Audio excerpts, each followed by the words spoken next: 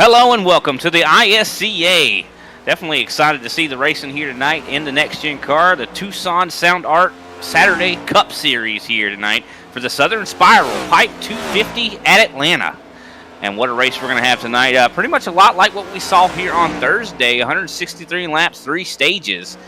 Stages are going to be 30 and 65. And if we do have a caution 4 minutes or 4 laps before the stage ends, we probably will see the end of that stage right there. If a caution comes out before that, we will probably see a shootout to the end of that stage. But it's going to be some exciting racing. We saw some very exciting racing on Thursday, and it's same as with Thursday. We're going to have 6 sets of tires, 5 actually going to be in the pit, fuel window around 50 laps. So gas not really going to be a concern in the first couple stages, but definitely will be for stage 3. And we're joined in the booth by Mr. Big Al. Glad to finally meet you, and kind of a first for me here in the ISCA broadcasting to be able to broadcast with you, but definitely loving to have you here, and thank you to Rob Melnick too. Hey, excited to work with you too, Brian. I think we're gonna have an exciting race here for everybody. I think we're gonna see a little single lane racing, a little 2x2 racing, and a little 3 wide, and a whole lot of accidents. So Atlanta will not disappoint, I guarantee you that. And if we're lucky, probably some green flag pit stops. Yeah, I think so. I think we even probably saw a little bit of that green flag pit stops and a lot of strategy calls on Thursday But we'll have to see what happens here. I mean, is this going to look like what it did on Thursday? I know that was a little bit a lot of calamity out there on the racetrack. A lot of cautions with still some great racing. But I know, if an accident happens, it's bound to take out multiple cars. So I'm curious to see what's going to happen here. We saw how tires were wearing, and how if you took fresh tires, you really had some valuable opportunities to do that. So I think this is going to be exciting, though. I mean, Atlanta never disappoints. Yeah. Especially you mentioned something about the big one. If that does happen, it'll be interesting to see how these teams stack up. Are the teams going to want to stay together, or do you want to kind of separate? Because if your team is together and you get taken out in that big one, I think that's just sort of do yourself a disservice. So draft racing, that's going to be something to see with this next gen car. I think that's going to be a big part of it as well. Oh, 100%. I mean, we saw a lot of that. I mean, last on Thursday, it really seemed like having friends was the biggest thing. We saw how Frontline was able to drive like they were, but as practice actually ends here, we're going to see qualifying where maybe having friends won't matter quite so much, but qualifying position definitely going to be important. Seems like it is very hard to pass without friends out here. Yeah, definitely. I was watching these guys as they were qualifying. Some of these guys putting down some blistering lap time. So it'd be interesting to see how this thing stacks up. Or Brian, do you lame duck it there for qualifying and maybe get yourself in position in the back so you maybe practice a little wreck avoidance? What about yourself? What do you think you'd like to be? I mean, I in my opinion, I think I would want to start up front, just considering, when we talked about, one thing going wrong could lead to a chain of events that could destroy a lot of race cars. That's usually those guys in the back. I don't know if I would want to be that guy to even put myself in that position, but I don't think anybody's safe either. I think even being at the front could get bumped out of the way, could end up, hitting the wall very hard, something. I don't think anybody's going to be safe. I think it's just all going to be about the respect that these guys show each other. Well, you're going to have to risk it for the biscuit because, say you do go out there and try to put down a blazing run, if it's just not fast enough, you might find yourself in the middle. And I don't necessarily think you're safe, whether it be in the middle or the back or the front. Atlanta, it's about how patient the guys are going to be that are around you. You know what I mean? 100%. I mean, that's what it's all going to be about, patience. And I don't think a lot of these guys are going to have that patience. And also have a lot of these guys have a disadvantage of not having a ton of time, racing this car and setting these cars up. I mean, they're still somewhat mysterious on, what the best way is to set one of these race cars up. But, I mean, I think these guys are getting used to it and seeing how we've already seen these guys on Thursday kind of tackle this. I mean, not everybody has tackled this. So there's going to be some guys that really have an advantage if they did race on Thursday. Definitely in between updates and builds, the more time that you spend in this car, a couple things are going to happen. You're going to love it, number one, and two, you're going to get more comfortable with it. But you have to put the time in, though. It's just like a new pair of work boots. If you don't just break it in just right, you're going to end up with blisters. And looking at this right now, I was getting ready to say Wayne Grossi right now at the pole. He was the fastest in practice. Looks like he has lost that title, though. Mario LaPinta right now has the pole with a 30.857. And interested to see who else is going to turn some laps out here. I mean, not a lot have already started qualifying yet. I mean, there's still some guys that are still sitting in the pits. Yeah, definitely. I'm going to try to figure out what everyone's pit strategy is. A couple of guys started their qualifying runs and for whatever reason found themselves redoing it, but time's definitely running out as we come up to 2 minutes left in this qualifying session. But so far it looks like LaPinta has that spot secured right now with a 30.857. I don't think that's going to be fast enough to hold, but we're going to have to see. Yeah, definitely. We'll have to wait and see for sure. I mean, time will tell who's going to be the fastest here at the end of qualifying here. I know Noah Bitts is one I'm surprised is not qualifying. Usually I see him get the pole quite a bit whenever I watch him race. Look at that. Richard Elliott takes over the pole, 30.819. So you were right, Mr. Al.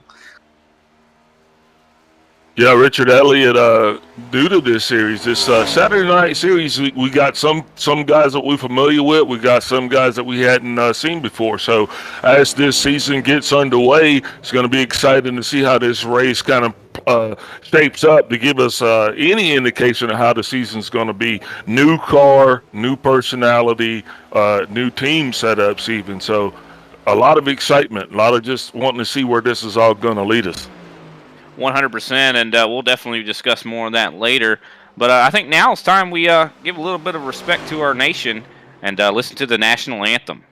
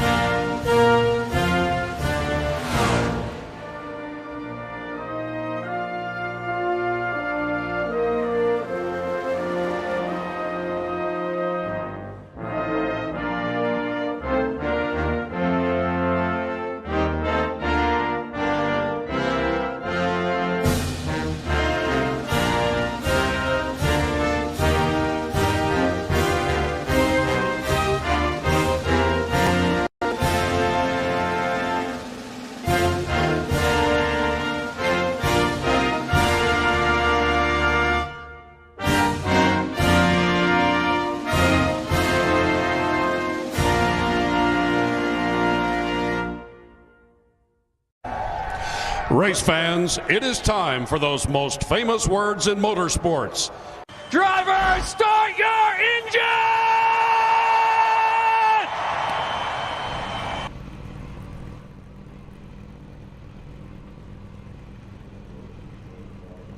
And welcome back to the Tucson Sound Art Cup Series here. Definitely excited to see what these guys have in store for us. But right now we have the grid. Everybody's starting to grid up out there. And to start us out with the pole there, very, very great lap there. Richard Elliott, the 0-2. Second place is going to be Mario LaPinta in the 13. The third place is going to be the 41 of Mario Ercolani. Hopefully I got that wrong. Hopefully I don't receive any mean emails. Fourth place, Wayne Grassi. Very fast in practice, so we'll see what he can do in this race. Fifth place, Joshua O'Connor. Sixth place, Chris D. Johnson. Seventh place, Josh Schaffner. Eighth place, Greg Wachinski. Ninth, Gary Adamson. 10th is going to be Marty Phillips. And we'll let Big Al take the next 10. 11 is Adrian Watts, followed by the 12 car Jay Hoon. Kenny Powell's coming in at 13th with Al Kozlowski in the 88 car, and 14th. 15th, Kyle Green. 16th, Chris Severa, followed by Noah Blitz in the 87 car. Followed by the 11 car, Don Avery, followed by the 43 car, Paul Olson. Ryan Cliver, Paul Regney, and Ken A. Land rounds out the field. A. Land. I mean, that just reminds me of a Key and Peele sketch. I guess this will be the Alan Bryan sketch. I guess it will be. But Richard Elliott set to lead these guys down. Excited to see what these guys can do. I mean, we've already seen it at Atlanta. It produced some super exciting racing. I mean, lots of, passing with some difficulty to pass by yourself for sure. But also, I think this is going to be a race where you need to be there at the end. So, we could see some team efforts where they're really successful, but is it going to last? I mean, this is a long race, 250 miles. Yeah, definitely a long race it is, and the one thing that you said that is key, you have to be there. If you're not available for us to interview at the end of this thing, then, apparently you're not going to be in it to win it. So drivers are going to have to just be patient, and then we'll see how this thing unfolds. Yeah, and we saw on Thursday, what a race that was. I do believe we saw Chris Pfeffer, if I'm not mistaken, win that thing. Had the cleanest car in the field. Every single other driver had damage. I mean, there was not a car out there that was clean except for the winner of that race. And is it going to be the same here tonight? I'm curious to see. But right before these guys, get moving here, I think it's appropriate we take a little time to thank our sponsors.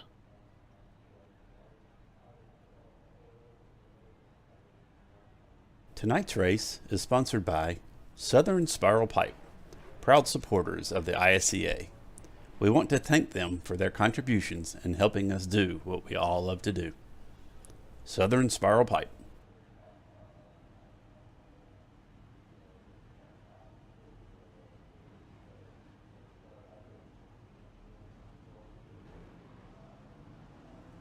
And there we are, rolling off the field here. Going to be excited to see what this 0-2 of Richard Elliott. He's one of the newer ones. A lot of new names out there in the field. A lot of names I don't recognize. So, first impressions are always very important. Let's see what this 0-2 of Richard Elliott can do here in the Ryco Motorsports machine there. But one thing I saw a lot of at Atlanta here on Thursday, that top line was pretty good, I got to say there, Al. Yeah, this is, I think, for me, this is an awesome track because there are, three distinctive lines. So it's going to be interesting to see not only who's going to run that high line, but how those cars are going to handle once they kind of get up, close to each other. Sometimes they actually even get a little bit racy too, but we'll talk about that here in a little bit. Yeah, for sure. And on the long run of these cars, it gets to where I think these guys are going to start translating up to the top row. And one thing about it, saw a lot of fall off. You expect in these next-gen cars at these mile and a half, you don't expect a lot of fall off. But Atlanta is a different challenge altogether here as we watch the pace car getting ready to dip down pit road, soon to go green. And field is in hands of Richard Elliott, and the green flag is out. What a start there for Mario LaPinta.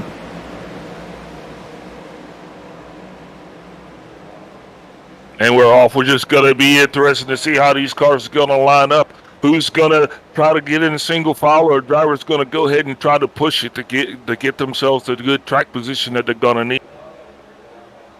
I don't know. I feel like I will be taking it pretty easy considering, we still have so much race. I mean, early in the race, you don't want to get took out on lap one. We see Chris D. Johnson moving up to fourth here, driving it down right in front of Mario Ergolani. Sorry about the pause there. I got to get used to that name, that's for sure. But Wayne Grossi getting ready to take the lead on the bottom. Looks like the 0-2 of Richard Elliott going up the track a little bit here. As the 3 and 4 place cars bump off of each other a little bit going into the turn, I don't think we're out of that window yet for an early caution as these drivers are still trying to figure out what their race pace looks like. Yeah, a lot of guys I think are trying to get with their teammates, it seems like. I mean, that just seems like what the goal is. Get together, get collected, get organized. Wayne Grossi, though, out to a quick lead. He was the fastest in practice, and like I said before, unfortunately, he had a bad race on Thursday. Was just in the wrong place at the wrong time. A lot of drivers, of course, were, but definitely feel like he has the pace to win one of these things. We'll see what he can do here at Atlanta. But I know Mario LaPinta rallying back, catching up to that back bumper. Yeah, speaking of pace, as Adrian Watts is off the pace as he's bringing up the rear of the field. Not sure what's going on with that L8 car. But we just have to start watching him as well to figure out what's happening. Yeah, he is well off the pace. He's about 7 seconds back from the leader. That is quite the distance. But it's single filed out pretty much for the top 4 here. We do have some side-by-side racing going on for 5th place right now. Marty Phillips and Richard Elliott battling back and forth here. Wayne Grassie's probably going to continue to lead the field on this as he was actually putting down some nice laps there during practice. So I always thought, after watching everybody's times, that he was definitely the one to beat. The one thing about it, though, is I don't know how much time you've had in these cars, but the draft. What do you think about how the draft affects these cars? Well, I think the draft could be both positive and negative. Really, that air that car is cutting is going to definitely, give you a better fuel economy. It's also going to give you some speed. But one thing that draft takes away is the handling. And I think that's what a lot of these guys are keeping in mind when they build these setups. How does that car going to handle in dirty air? I think is the main question that everybody asks themselves. Speaking of dirty air, Al Kozlowski is definitely not finding any dirty air right now as he is bringing up the tail end of the lead lap. So, You know, everybody is really kind of back to square one with it when it comes to this car because we just don't have a whole lot of data on this thing yet when it comes to building setups. Initially, when we had them, though, it seems like you could run the things forever off the tires, but now the tires kind of go away, come back, and go away again. I mean, if that makes any sense. Oh, it makes plenty of sense. I mean, it goes through like almost like phases for sure. I mean, I think that's a big part of this racetrack, Atlanta. I mean, it's sad to see this racetrack go. I mean, it's not really going to be going per se, but they are going to be repaving it. Curious to see what it's going to look like. But this is just, you know, Atlanta is raw. You know, one of those types of tracks where, you know, you wear the tires out a lot. You know, it's hard. It's unique in the mile and a halves. Yeah, it's like we said right now. You know, you can see 3 wide racing here, and it is possible the new track's going to be a little bit narrower, so that's going to go away. But the banks are going to be higher. So right now we got battles going on the racetrack. Looks like the battle for 4th place is heating up. Also, the battle for 5th and 6th. We got 4 cars right here. Not sure if they're actually battling or if they're just drafting. Yeah, what I'm surprised is that our pole sitter, Richard Elliott, back to 9th. He has been slowly but surely just plummeting through this field right now. Now he's 3 wide in the middle with the 62 and the 41. And the 6 trying to come up there and maybe take advantage. Real close. Oh, man, that was almost a wreck right there. I think that was anything. That was a caution that was just looking for a place to happen. But a good job on those drivers. Good heads up in the spotters. Spotters getting the workout today. I mean, this track changes so quick. You know, where, you know, it was clear, now it's not clear. It was clear, now it's not clear. Oh, caution! Well, the 41 car just he glitched out a little bit and had contact with the 6 car. Yeah, no caution for that incident there. But yeah, the 41 definitely very slow. I don't see much damage on that race car, so I think he's going to be good to go.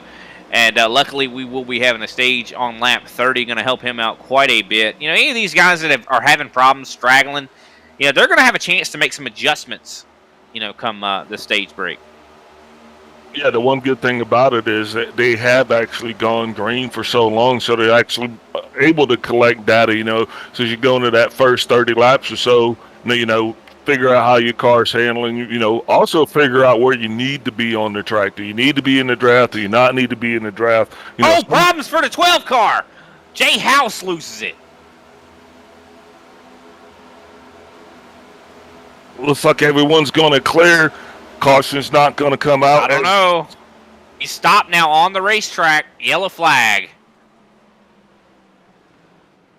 If we could go back and take a look at what just happened to the 12 car.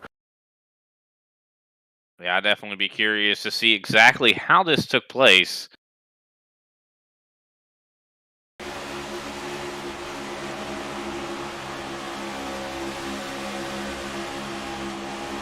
Looks like a little bit of contact with the 39, but he was going very slow into the corner. So, and he almost had it well saved. So many cars got by him, and I got to give it to that 12 car right now that he tried to keep it up on the wall. That's the reason he kept hitting it. You know, he could have easily went down the racetrack and took out a lot of guys. So I gotta hand it to that guy for you know, not risking everyone else's race just to keep his going. Yeah, definitely not a position he wants to be in. These cars, you know, although they are new, they just can't take a punch. You know, it's amazing that how a small amount of damage affects these things from a handling and speed perspective. So it's going to be interesting to see the 12 car and whoever else had damage, how these guys recover from this. Yeah, I mean, we saw a lot, you know, on Thursday. A lot of guys get very damaged, and somehow they still were competitive. And we saw guys without their bumpers. So, I mean, the 12 definitely hit the wall a bunch. Luckily, he's got a lot of race left to go. He's going to see at least, you know, a stage caution. This caution, of course. And, you know, another stage. So he's going to be able to get some of that damage fixed. I mean, so hopefully he'll be able to stick with it. Not over for him yet. Not over for anybody quite yet. But he is a lap down, Jay Hone. Yeah, as we watched the replay, the 39 car did just kind of get up in them. Sometimes, you know, the handling, the brakes on these cars, and then when you get sucked in that draft, you're able to close that distance so fast that you don't really have time to react, you know. So I think that's kind of what happened there. Oh, yeah, for sure. I don't think we can place fault on any of those drivers. I think that was just a racing incident there. And you got to think the closer and closer that 39 car gets to the 12, yeah, the more I'd say it's going to probably disrupt the airflow. I mean, you know what I mean? It's like a bubble effect gonna mess with that car. It's almost like he's bumping him without bumping him the closer he gets to. So I feel like the 12 was already losing it before he even got there. So I think that was just a racing incident there. But let's take a quick, step away and thank our sponsors, and we'll get right back to the racing.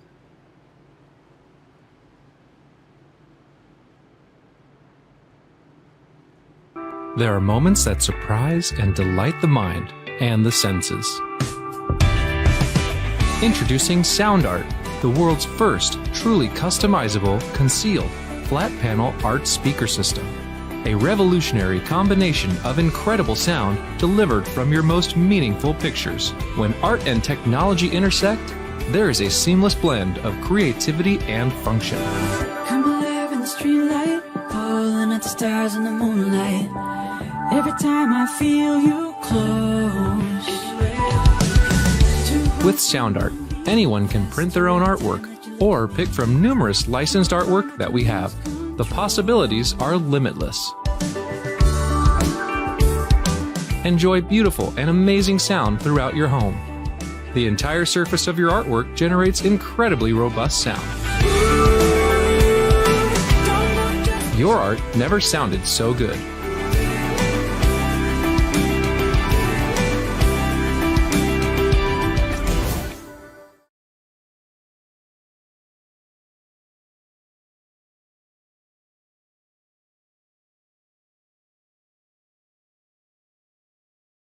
We do apologize. We're coming right back, and we've already went green.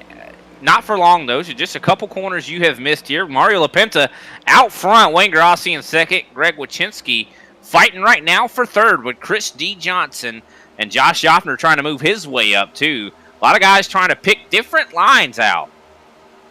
Yeah, because as we enter into the last part of this stage points are on the table, so everybody knows that we're now mirroring NASCAR stage points. So there's going to be points all the way down to the driver that's in 10th place. 100%. This is the first race of the Tucson Sound Art Cup Series of the season. So, I mean, this is going to be very important, for the teams momentum-wise. You want to step off on the right foot. Josh Joffner getting past Chris D. Johnson, moving up to the 4th place. Yeah, drivers are definitely going to get a little bit racy as we get to going here and get, almost halfway through this first stage. 100%. I want to talk a little bit about Chris Severa right now, the 62.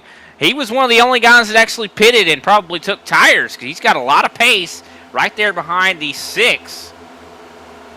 I believe that says the 6. That's actually the 16 of Ryan Cleaver. But the 62 on fresh tires, trying to take him 3 wide. This is getting crazy. Almost some contact, but he makes it. Looks like he is going to get clear here. But might be 3 wide once again. But now it is settled out to 2 wide. But you can see the advantage of new tires at a track like Atlanta. Usually at 1.5 miles in these types of cars, tire wear really isn't that big a deal. But Atlanta, this place shreds them. Yeah, especially in this next gen car, the tires, like I said, they almost have multi personalities. You get a different car at lap 13 than you do at lap 30. It makes the car a little bit trickier to control. 36 trying to go underneath the 62. This is going to be some crazy 3 wide action. That's the 36 of Gary Adamson making big moves here, even side by side with now the 21 up to 6th. And almost look like these guys are getting ready to start bump drafting here at Atlanta, and that's be the first time I think anybody's ever said that. Bump drafting is effective. You just can't do it in the corners, So also you got to know what the guys' intentions are. These guys are they bump drafting or are they doing the bump and run? I don't know. I'll dance with you, but I just don't want you stomping on my toes all night. I don't know if I would do the bump and run at 185 mile an hour. that's that. You likely to get a attempted murder charge. I don't know. It's be interesting to see because some of these guys have been known to kind of sort of move people out of the way, if you will. Well, 08 making some big moves. I see the 62 starting to fall back. Chris Severa with the 08 at Adrian Watts trying to make his way up through the field. Greg Wachinski taking a lead. That 5 car has been looking good. I mean, I do believe last season he won his first race, if I'm not mistaken, and it came from some, unlikely strategies. So, I mean, Greg Wachinski can he win this thing? I wouldn't doubt it. That 5 has been surprising us, I think, all last season. Yeah, it's interesting to see how the 62 is now. He's going to put himself back in the position to get up front of this thing as he comes off that high side with a good strong run. And not long until the end of the stage here. 36 going to take it 3 wide. Thinks better of it. Probably smart. Is Josh Shopner going to think better of it? Good run up there. Almost getting up to the 36. This is some crazy racing right here. Look at the 36 underneath. He is going to take it 3 wide underneath Wachinski. So how did they not wreck? Sorry to cut you off, Al. Go ahead.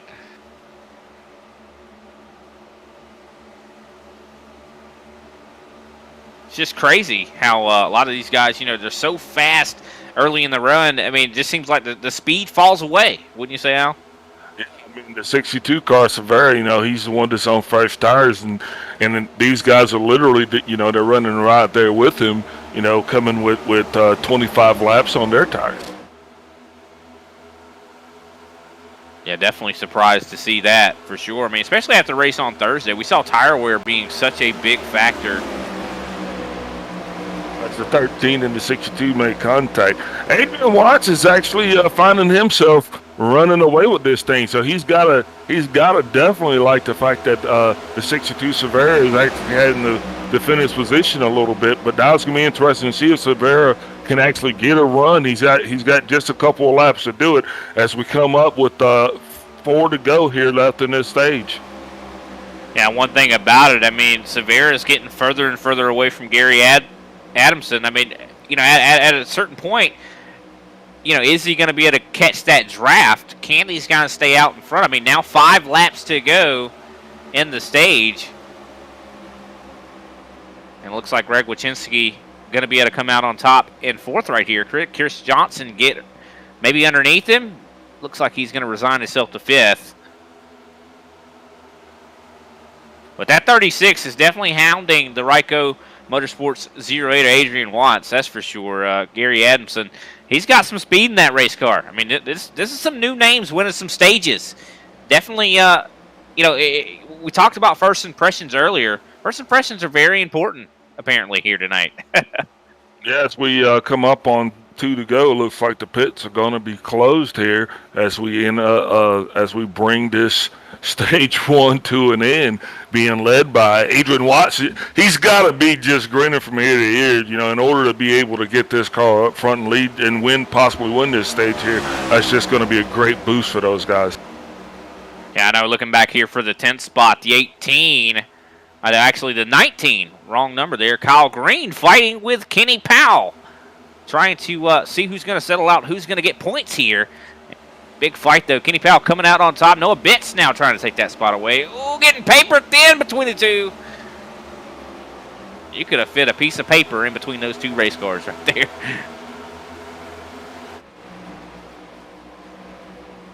And here we are, the white flag for the stage out now.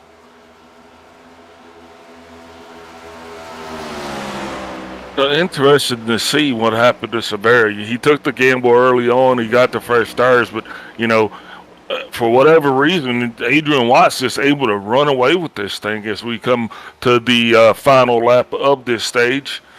Congratulations to the number 8, Adrian Watts from the Virginias.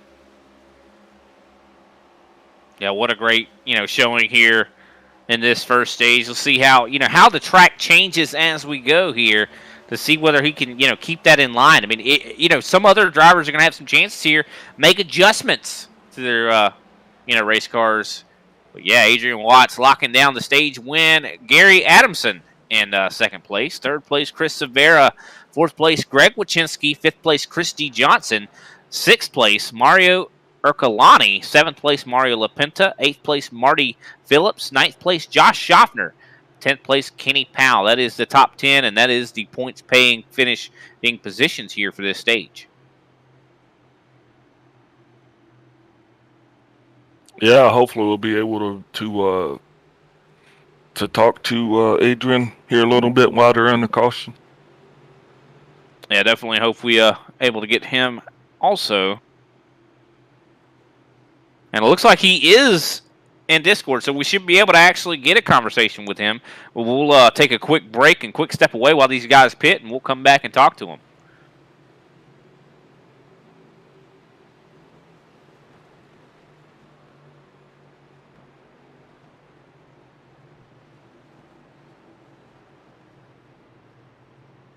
There are moments that surprise and delight the mind and the senses. Introducing Sound Art, the world's first truly customizable, concealed, flat panel art speaker system. A revolutionary combination of incredible sound delivered from your most meaningful pictures. When art and technology intersect, there is a seamless blend of creativity and function. I'm alive in the streetlight, pulling at the stars in the moonlight. Every time I feel you close.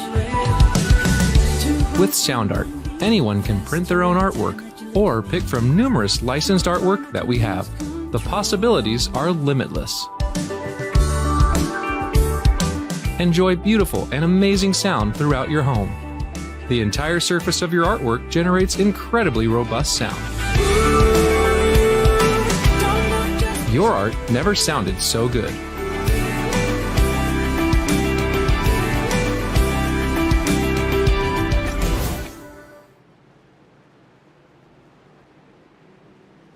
And welcome back to the ISCA Tucson Sound Art Cup Series here at Atlanta. Definitely excited to see what's going to be happening here for the rest of the race. Of course, the future is promising, but right now we're going to take a look at the past.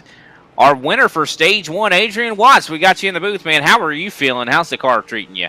The car is really great. This is probably the best it's handled all week, and I'm loving it. We definitely love watching you ride that Ryco Motorsports car out there. Who can we shout out for your stage win here? Just my teammates, JBR. A couple of them aren't here tonight. They had some other things, and DA Designs for the awesome paint scheme, and Ryco for these awesome setups. We definitely like to congratulate you on your stage win, and look forward to seeing what you can do in Stage 2. Do you think you're going to be there at the end to be able to win this thing? I'm really hoping so. I'm just going to take my time and just kind of hopefully I can stay out front. Well, we definitely wish you the best, man. Good luck for you. Thank you.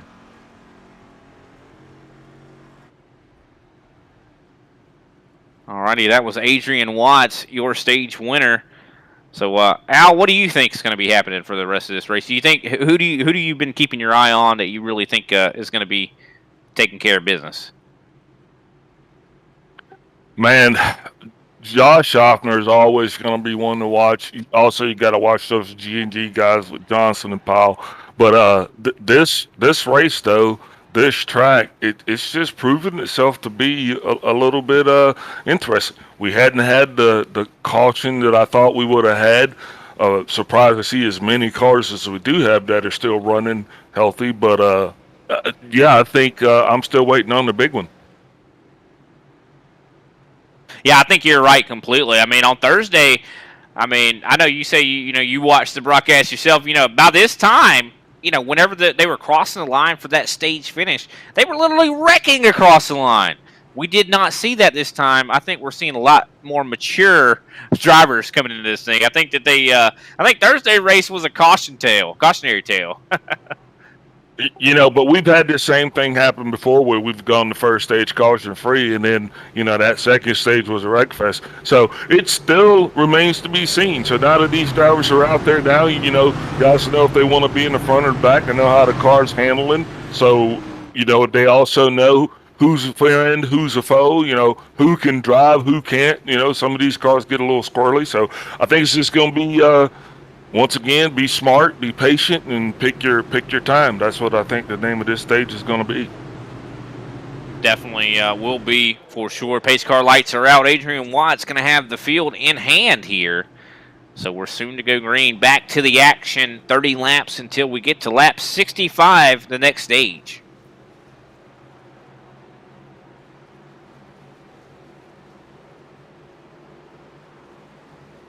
And there goes the pace car down pit road. Adrian Watt's already going up through the gears. Big gap he's getting there. I mean, I don't know. Jumping is not really necessarily a good thing here at Atlanta, but it's making a lot of chaos behind, almost 3 wide. Yeah, what he's doing is he's getting himself out in front of the chaos that's going to ensue. Just like that Thursday night's race, the only guy that didn't have any damage was the guy that won it. So, you know, Adrian Watt's getting an early jump out there to set the pace of this thing as we come on around to the first lap of stage 2. Gary Adamson doing very good right now in second, able to really stay right there out in front of these other guys as they fight behind. You see Chris Severa and Marty Phillips battling side by side. And looks like Chris Severa going to be able to get that position cleared. But now Greg Wachinski coming into the mix with Phillips. Oh, some contact. That is the big one you were waiting for there, Al. Like I said, it was waiting on the opportunity to call it. So it looks like we got about 5 or 6 cars going to be wrapped up in that. Now that's going to change things. Now we have a discernible playing field. Now let's see exactly how this took place. It looks like it started with the 0-2. No, I'm sorry, the different car.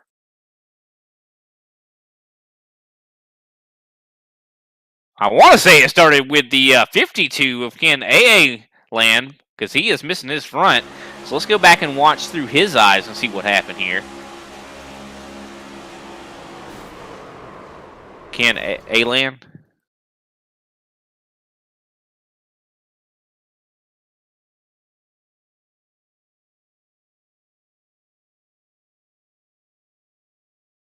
Looks like he had some pretty good eyes on that. Watch him back one more time. I knew it was a blue car. Might not be that particular blue car, but it looks like it started, I do believe, with the 18. You know what you got there is you got a classic example of what happens in pack racing. You got dirty air. Guys come up, 2 wide. One guy bounces off the wall, and they say, everybody's just trying to fight to get through it. So the 18 car is looking like he probably just got a little bit loose there on those, probably I'm going to imagine, cold tires, and gets into the wall. And then I'm watching it back myself to see. Oh, yeah, it looks like the 18. It looks like actually. There's a couple cars out there with the 18 on the race car. It's kind of confusing. So that's one thing we're going to have to try to address, considering, it's hard to know which car is which if they all have 18 on them. Yeah, I think that was the actual legit 18, not the hybrid. Well, definitely unfortunate. I mean, what a big accident. A lot of guys going to get caught up in that. That was Paul Regney. Well, okay, Paul Regney, unfortunate for him. I mean, sad to see it. And like you mentioned, I mean, as soon as something goes wrong like that, it's like dominoes. I mean, you literally just, everybody behind that, if they can't react quick enough, I mean, you can't get on the brakes quick enough to dodge something like that. I mean, it's microseconds that you have to figure out what you're going to do. Yeah, and that looks like it's the end of the day for Paul Regney. But so now you get down to that actual second layer of that seven layer dip, because that affected some people's dance partners. So if your dance partner's all jacked up now, or look, what if you and your dance partner got jacked up? Now you actually find yourself by yourself or looking for somebody else to dance with. So this is another one of those many problems that are compounded from this. 100%. And there are a lot of damaged vehicles out there. The 52 of Ken Land, I know he's missing his front end. Like I said, he's in 14th right now. But there are multiple people a lap down right now. You mentioned it, Paul Regney is out of the race. But Kenny Powell is 1 lap down to 16th. Richard Elliott one lap down in 17th. The 18th spot, Mario Lapinta also a lap down. So everybody, you know, there's a lot of guys. Even Wayne Grossi, who was fastest in practice, is in 19th a lap down. Yeah, like I said, a lot of good cars got involved in that. And, you know, unfortunately, the damage on these cars is almost like, an internet service provider where you're sitting here and you're not getting any G's, but the guy next to you is just getting everything. So sometimes it affects the speed of the car. Sometimes no clip and guys just passing you. So it's going to be interesting to see how all of these damaged cars come into the mix. You know, plus having lap down cars, now you're even going to have guys fighting for that lucky dog, because all of those positions are going to come into play there when we get ready to end this stage. 100%. I mean, definitely, I think the guy with the least damage is going to win this race, and it's looking like that is going to be the case. So, and Adrian Watts still out front, so could he bring him home a win here tonight? We'll have to wait and see. Could it be some other unsuspecting driver? We'll have to wait and see. I mean, lots of guys out there that could win this race, that have the talent to win this race, that's for sure. Yeah, it's all about luck and opportunity right here. So just, it's like I said, you know, Watts has got the place you want to be right now, because all of that occurred in his rearview mirror. So, you know, nothing wrong with being out front as we come down to 1 to go. Lights are off on the pace car, getting ready to resume green flag racing here at Atlanta. Adrian Watts leading them off. The green flag is out. And it looks like he goes right to the top. A lot of games being played out here on this racetrack. You know, you see it a lot at a lot of racetracks where draft is heavy. You go from the top to the bottom to kind of give one lane a little bit of help, and then go back down to the bottom to get those guys fighting with each other. Yeah, that's actually a great tactic, but, you know, sometimes these cars, though, they just tend to lose grip when you least expect it, and you find yourself pedaling through. But Adrian knows exactly what he's doing. He's trying to gain and maintain as much momentum as he can from that high line. Then he drives back down onto that low line where he thinks he's faster coming around the backstretch. Yeah, definitely makes a lot of sense here. It's surprised to see 62 Chris Severa. I mean, to see a little bit of damage on the front end of that race car.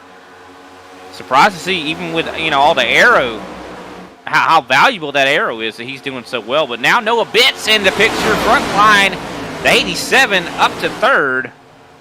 Gary Adamson is peeking on the inside as he's going to be trying to make Adrian Watts work for it to hold that position. Yeah, definitely trying to make him work for it as Noah Bitts looks to the inside, not able to get there. Oh, actually, it is able to get there out of turn 2, side by side for the lead. It looks like Bitts is going to have a lot of momentum going into 3 and 4 here. And he gets clear. He is the new leader. Greg Wachinski now going to try to take it from Adrian Watts. Yeah, I think at this time, Watts is just going to bide his time and just kind of try to slip onto the back here, try to get out of the line of fire, so to speak, for the next big one. And you know what's really surprising? I mean, this is like a lead pack up here.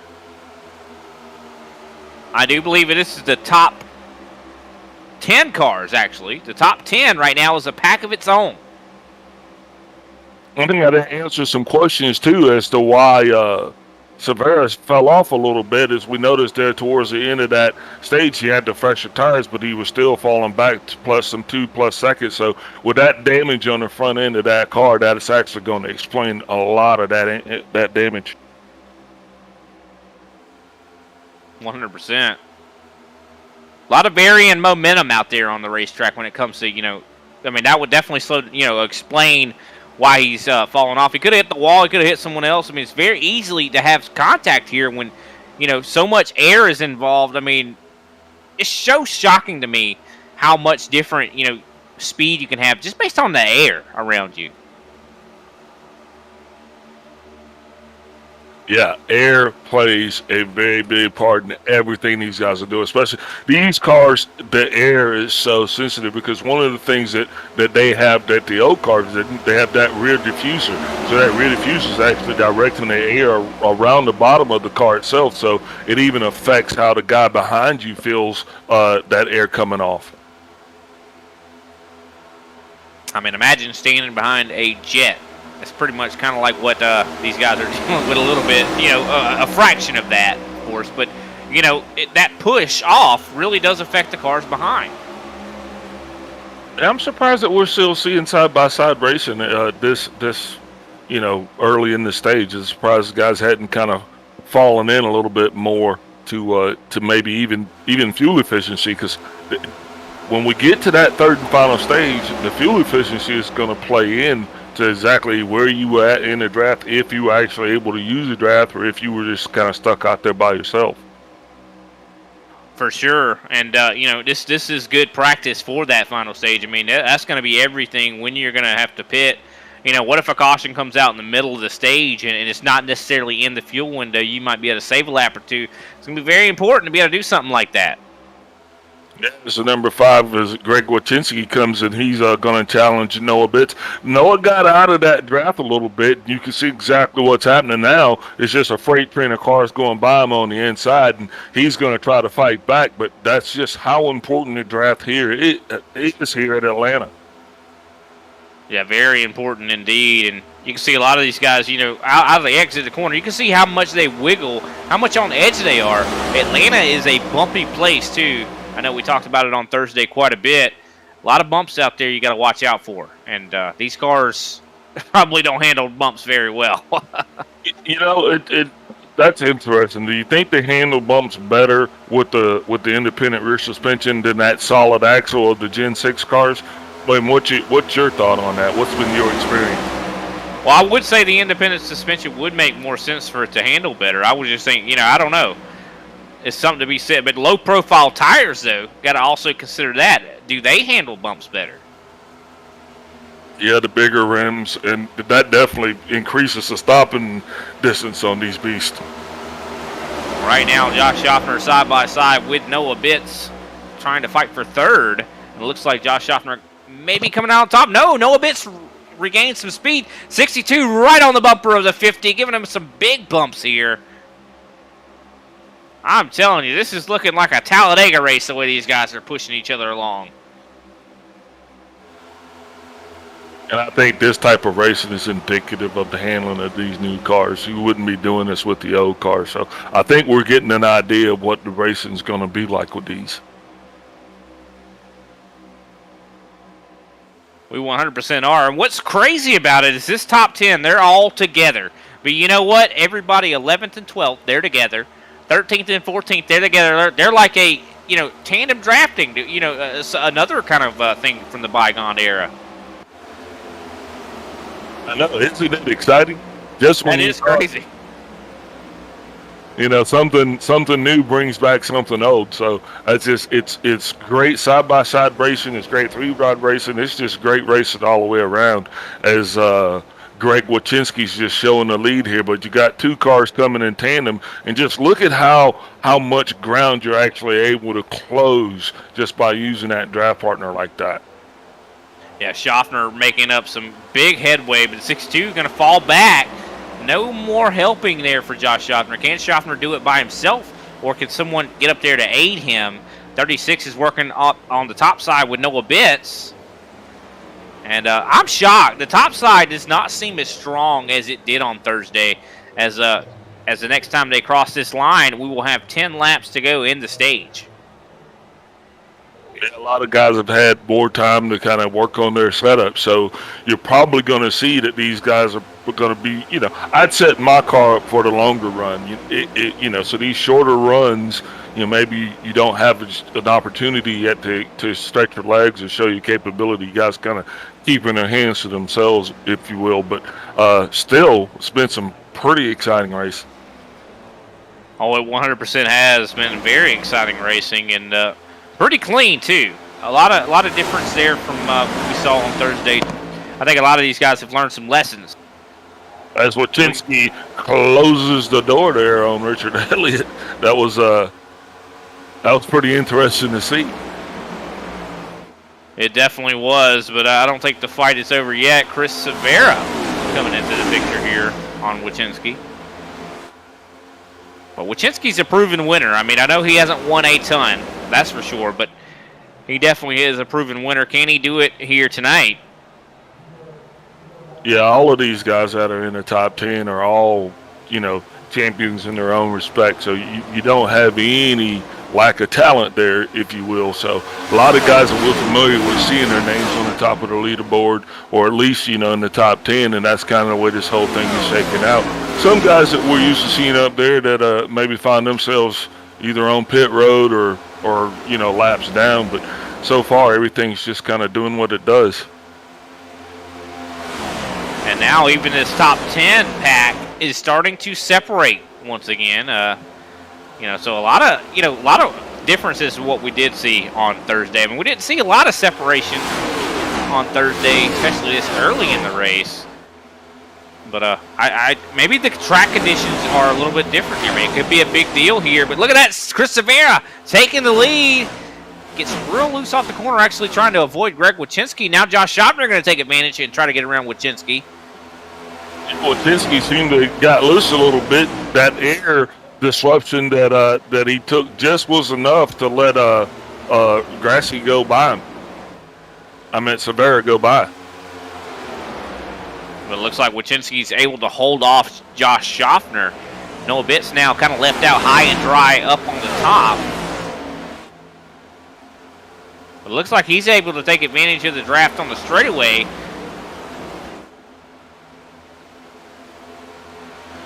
Noah Bitts taking over third.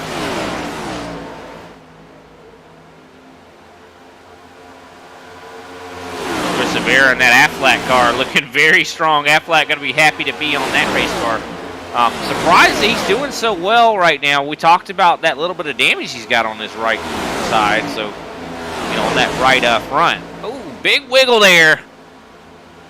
Who was that? That was 87 Noah Bitts. Really loose. Yeah, Noah is able to pedal through that and actually get that car straightened again and keep it going as we're coming up on the within 5 laps here. Well, within 2 laps, so pit road's going to be closed, right? Well, coming up within 5 of the caution of stage 2. I do believe the actual pits will close probably around 63 or 64 if I'm not mistaken. But yeah, we're definitely very close to the end of this stage. Next time will be 4 laps remaining. And Chris Severa going to make maybe a different winner for the stage. You love to see that when you get some variety of guys winning stages.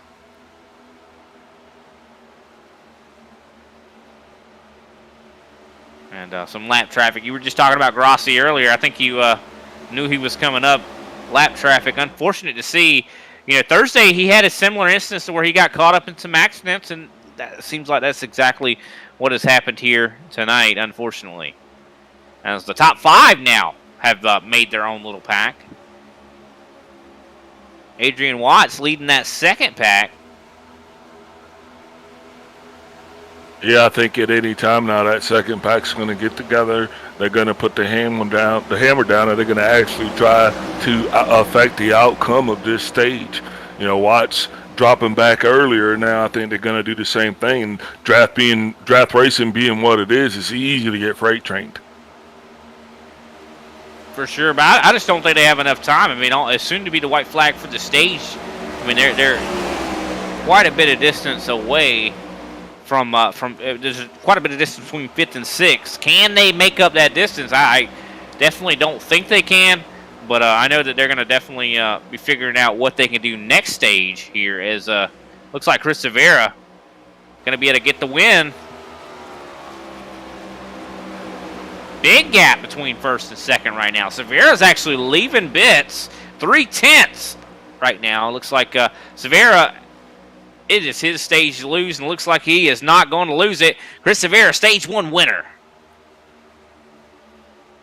Yeah, Severa definitely found whatever it was that he lost towards the end of that first stage. But I think everybody's got enough information now that it's going to make this last stage very, very exciting to see. So congratulations goes to Chris Severa. With Noah Bitts coming in 2nd, Chris Johnson 3rd, Josh Schaffner 4th, Greg Wachinski 5th, Adrian Watts 7th, Ryan Cliver 8th, Mario Ericolani in 9th, Marty Phillips and Paul Olson round out the top 10, which are points paid positions. 100%. We'll take a quick step away after this stage and get back, and we'll probably talk to Chris Severa. So thank you, everybody, for watching.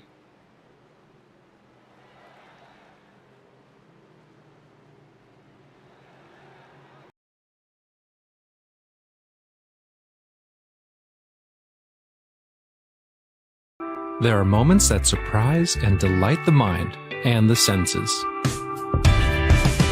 Introducing Sound Art, the world's first truly customizable, concealed, flat panel art speaker system.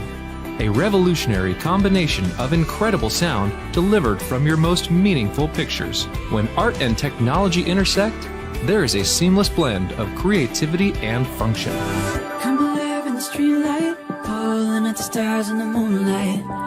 Every time I feel you close. With Sound Art, anyone can print their own artwork or pick from numerous licensed artwork that we have. The possibilities are limitless. Enjoy beautiful and amazing sound throughout your home. The entire surface of your artwork generates incredibly robust sound. Your art never sounded so good.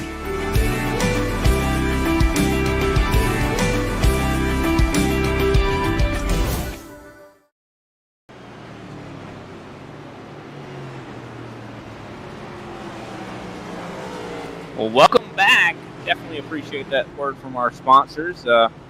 We are joined in the booth, though, by your Stage 2 winner, Chris Severa. Definitely glad that you can make it in here. We got Big Al on standby here to ask you some questions about that stage win. Hey, Chris, Big Al, congratulations on that Stage 2 win. That's got to make you feel pretty good. Yeah, glad to finish up top there. Definitely rather be in front of all the traffic than in it. So. Yeah, towards the end of that stage there, it seems that you found a little bit of speed. So what was that all about? Yeah, the car is definitely built more for the long run. Hopefully we can get there and get to it. A little bit more downforce in it. Fortunately, didn't get too much time today to set it up for the shortened fuel runs, but I think it's going to have to be good enough. So anything that you've experienced so far today that didn't kind of go as planned? Any surprises? Just had to dodge the one wreck early. Looked like somebody got tight coming out of turn 2, and I was right behind him. I tagged him, got a little damage on the front end. So that's only going to make us a little tighter. So, we'll see what we can do here. I know Noah's fast, but fortunately we were able to finish ahead of him in the first 2 stages here. So if it comes down to a P2, I would take it. But if we can get out in front of him, hopefully we can get a fight for his money here. The only thing we got going for us is a start on the inside. So hopefully get a good start here. Roger that. Anybody you'd like to give a shout out to? Just everyone at G&G. Again, these guys put in a lot of hours around this track, a lot more than I could this week. So thankful for all them, all the information they were able to get to us tonight. And again, you guys up there every week putting it on for us. Appreciate it. Hey, well, thank you, and thank you for what you do, man. We'll let you get back to it from Alan Brown up in the booth, man. Good luck. All righty, appreciate it. That is Chris Severa, your Stage 2 winner, and soon to be back to it. Stage 3. I think this is where the race really starts, Al. Yeah, I don't think he could have said it better. I mean, like he said, his car's even set up for the long run. I think this is the time where guys are going to actually get back and they're going to see, because you're going to have to make it work one way or the other. Unless there's a caution, you're going to be out there for the long haul. Yeah, and I would not doubt it that these guys will go green, but I don't know. All heck could still break loose. Well, we'll have to wait and see. Yeah, we only had one caution in the last stage, so I mean, who knows what's to happen as the lights are out on the pace car. Looks like we're getting ready to get back to green flag racing. Yeah, and just a little under 100 laps here, and the fuel, run here, the fuel window, it's about 50 laps. So I would suspect probably going to see these guys go in probably at the halfway point of that stage. I would say probably around 120. Somewhere in there, 110. And the green flag's out. Noah Bitts getting a really good start there. It looks like Chris Johnson going to be able to hold off these guys. We see him trying to hold back third and fourth. And that is Chris Severa trying to get something going on the bottom with Chris Johnson all by himself.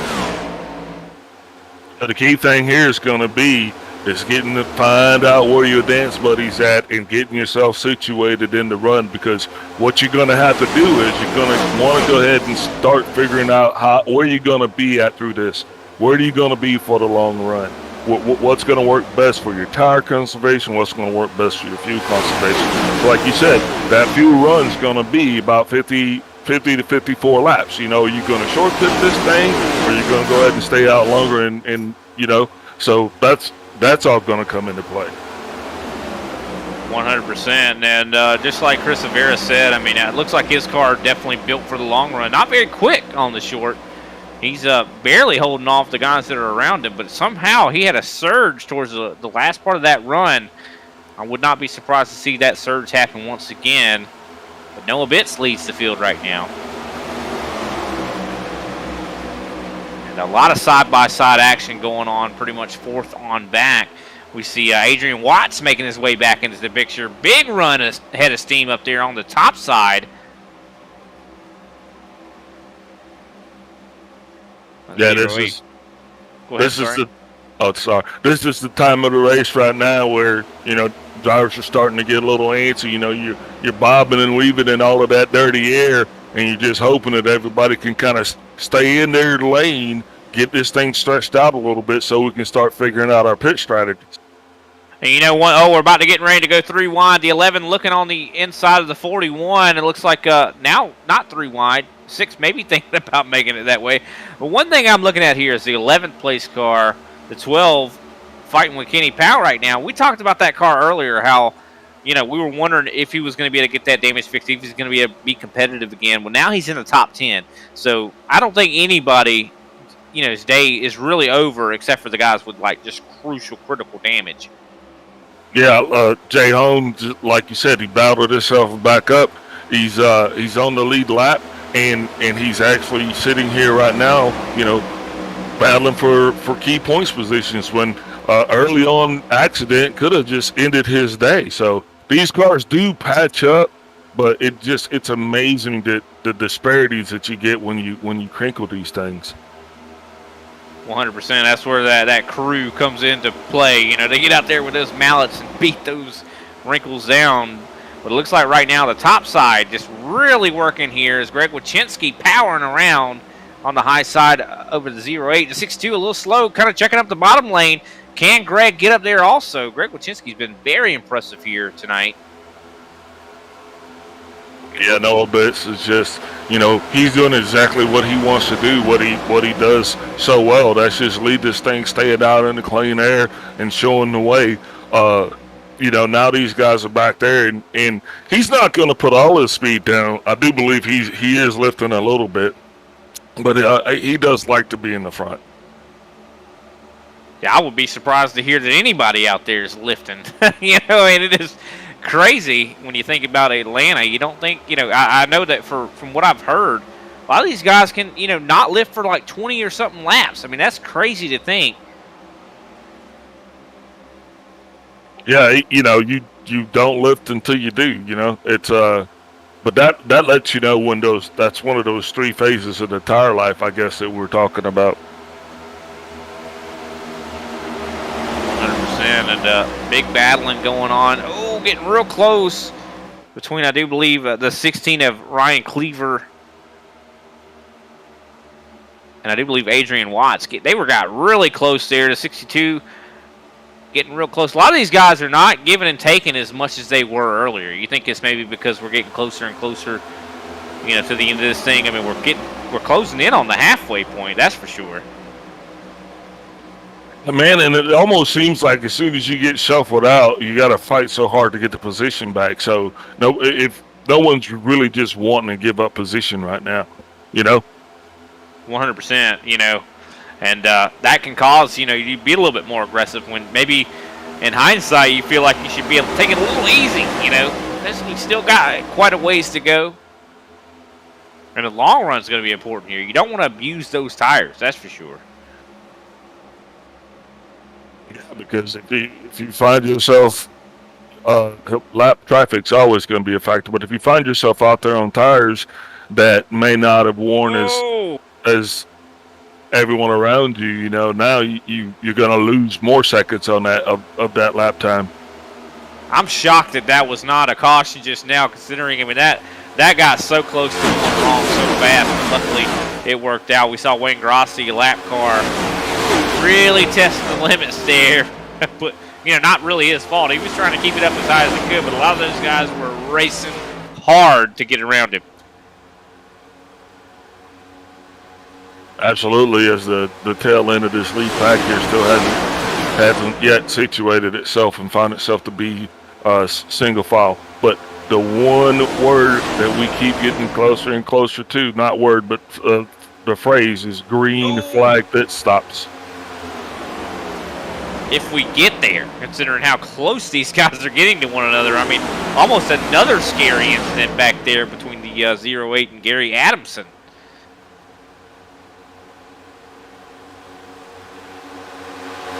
Been some scary stuff. Ooh, real close between the 41 and I do believe the 36 of Gary Adamson. So there's been some close action out there. A lot of these guys are testing the limits in these race cars. Yeah, but the biggest thing is going to work out for everybody is once they get in line. But let's talk about green flag pit stops. I'm excited. Yeah, I want to see if we can make it to green flag pit stops. It's going to be very important, Al. I mean, how important is it? You know, you can get a black flag if you speed, if you maybe mess up on your pit entry. I mean, very important, very crucial, wouldn't you say? Yeah, I would, but it looks like Noah Bitts and Chris Johnson, Josh Offner there were getting a little bit sporty there for the lead as it's changing hands. Yeah, it looks like Chris G. Johnson going to be out in front, I do believe, for the first time here tonight, if I'm not mistaken. And we talked about Chris Severa. He's falling back through the field in the early portions on those cold tires. Look at that. The speed comes right on back. Severa now trying to find a way to get around Josh Schaffner, the 50 car. It looks like he is going to get a little bit of that high line action, though, from Noah Bitts coming back to the picture. Yeah, Noah's not quite ready to fade off the sunset yet, so he's going to definitely pick up his draft partners and battle back. But this is what Atlanta racing does, though. You know, we get to see side-by-side racing. These guys were just almost lined up single file, but here we go again, you know, the shuffle, and try to get back in line or get you know, a favorable position. I mean, you could go from being single file to being 3 wide in only a matter of seconds here at Atlanta. That is for sure. Yeah, spotters are definitely earning all of their coinage today, that's for sure. Another one starting to work his way through the field here. Kenny Powell, been very impressed with that 24. I know earlier he was a lap down, managed to get his way back onto the lead lap, and look at him now challenging for 6th on Ryan Cleaver. Yeah, we're just seconds away from it being 3 wide here, I guarantee you that. 100%, and that could be a caution, which if we don't have a caution, though, green flag pit stops, as we keep talking about, would come at probably around 110.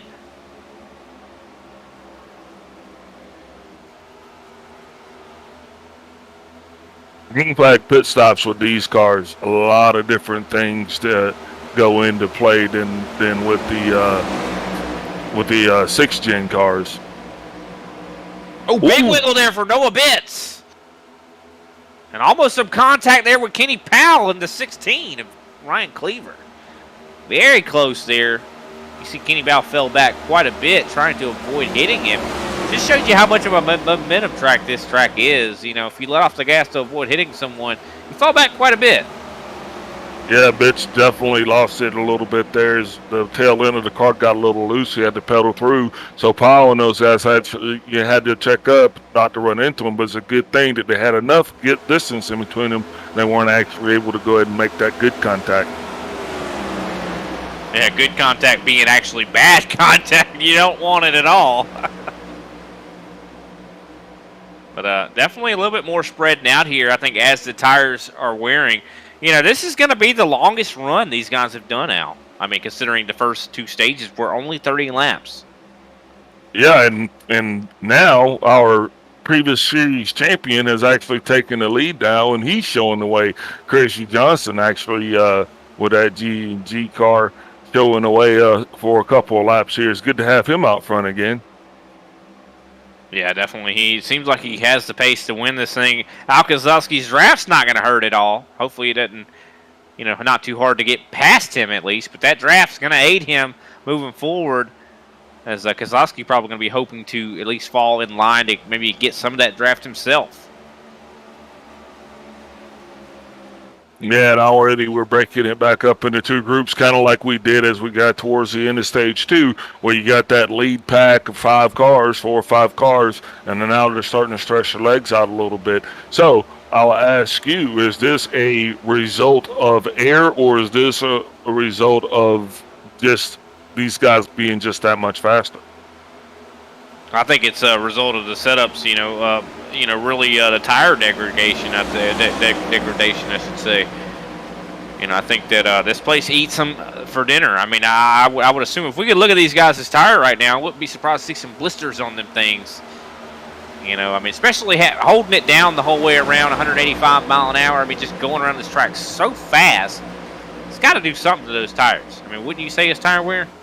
Definitely, I would say that, but yet you still have that lead pack of 5. They're still holding it down all the way around. So the reason why I asked that question is, maybe some of the guys in the back have been lifting a little bit. So if you lift a little bit, you can go a little bit faster for longer. Does that make sense? Well, maybe when you're saving your tire, yeah, for sure, and maybe even just saving gas could also be a thought process here.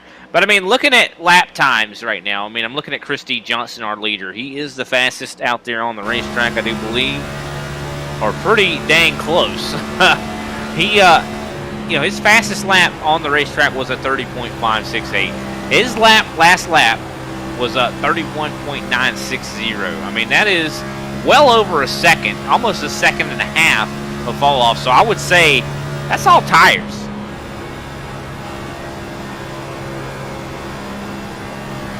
But, I mean, definitely air a big part of it, too, though. I think these guys maybe have more tire wear when they're in dirty air. What would you say, Al? Man, that dirty air does cause the car to, with Atlanta being a bumpy track like it is, but the dirty air does cause the car to kind of shimmy around a little bit. The thing is, they just handle so much differently. And then there's no tape on the front end, so where you could make that adjustment. You don't even have that option with these things. It's just pretty much wide open, right? Yeah, for sure. I mean, that's something I've been trying to keep in mind myself about these cars. They don't, tape is not an issue, which is crazy. I mean, used to the Gen 6, you just take some tape off when you get some damage, but that is not an option here.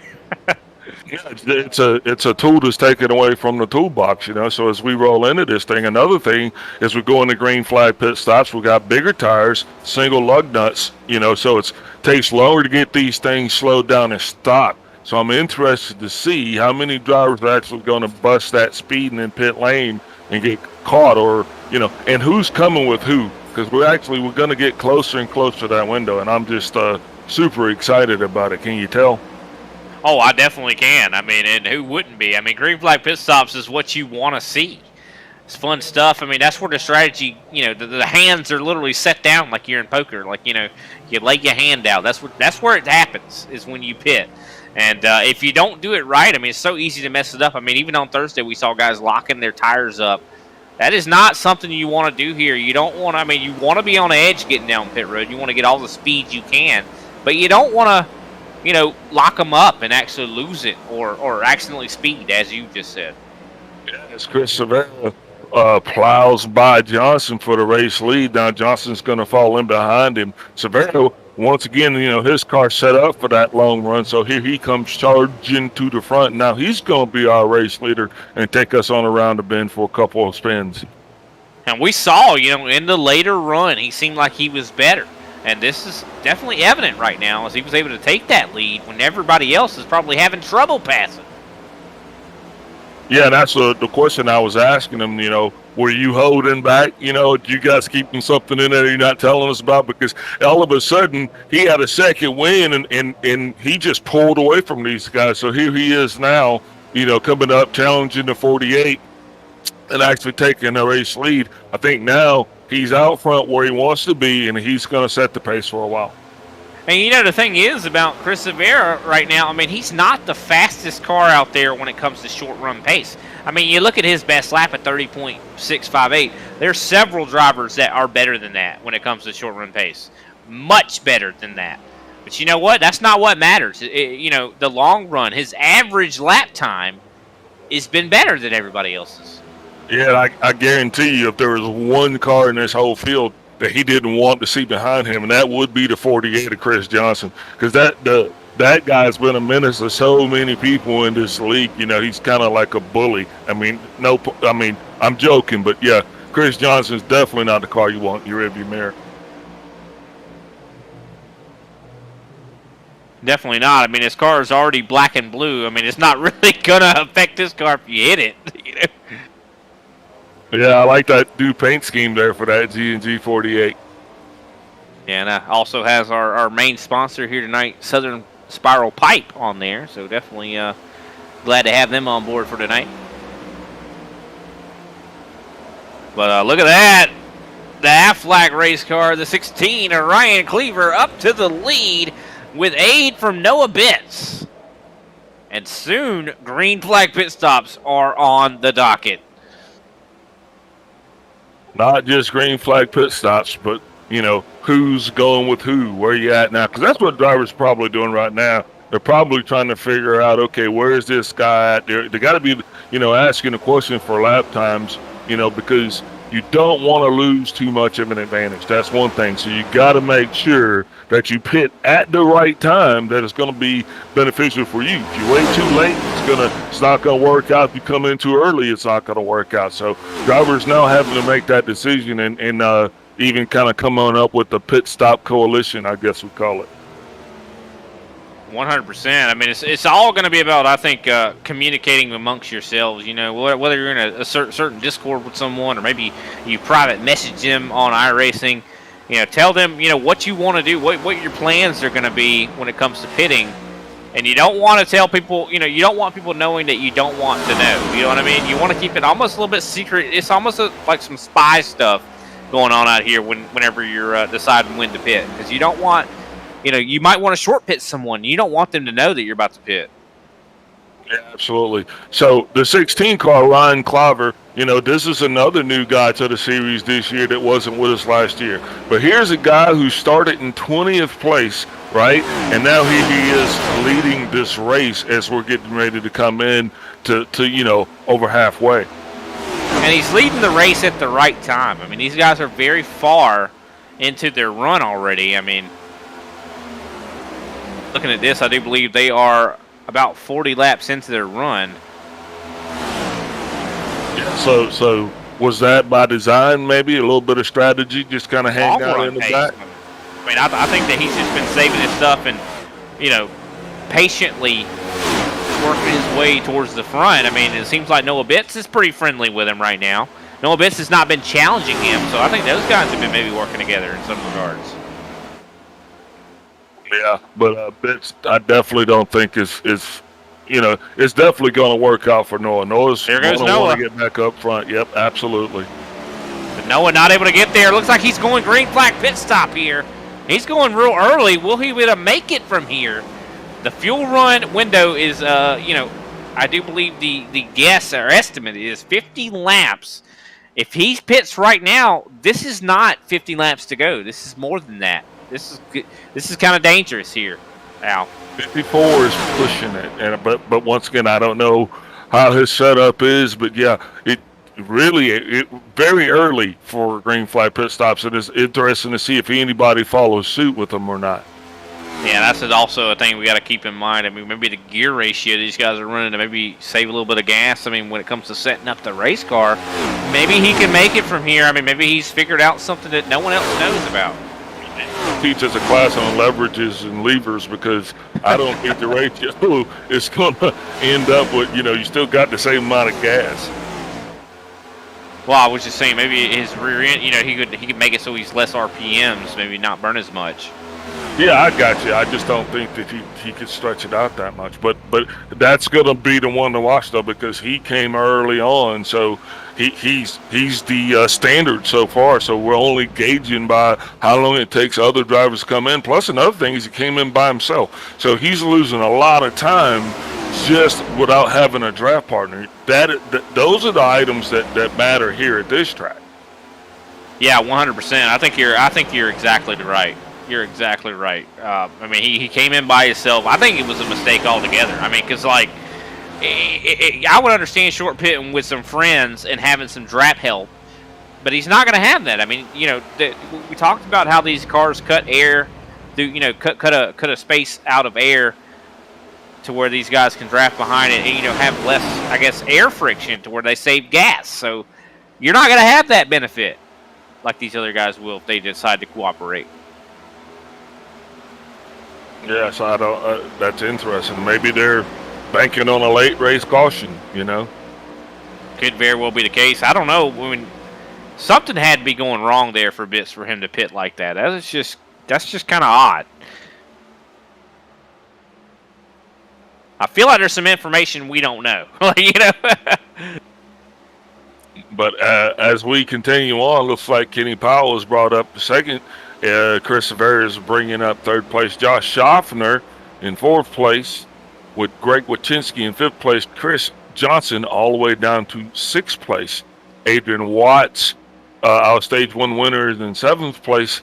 Mario Erakalani is in eighth place. Dan Avery ninth place. Paul Osen rounds out your top 10. 100%, and it looks like 11th place is Marty Phillips right now. 12th place, Ken A. Land. 13th is Jay Hone. 14th, Gary Adamson.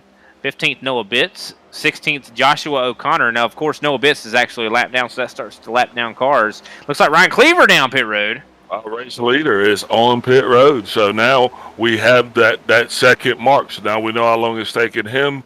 And what the distance is going to be between him and Schaffner. And he is, I think, in his window. I mean, this is 50 laps to go he's pitting. Roger, he's now going to be joined on pit road by the 12 car.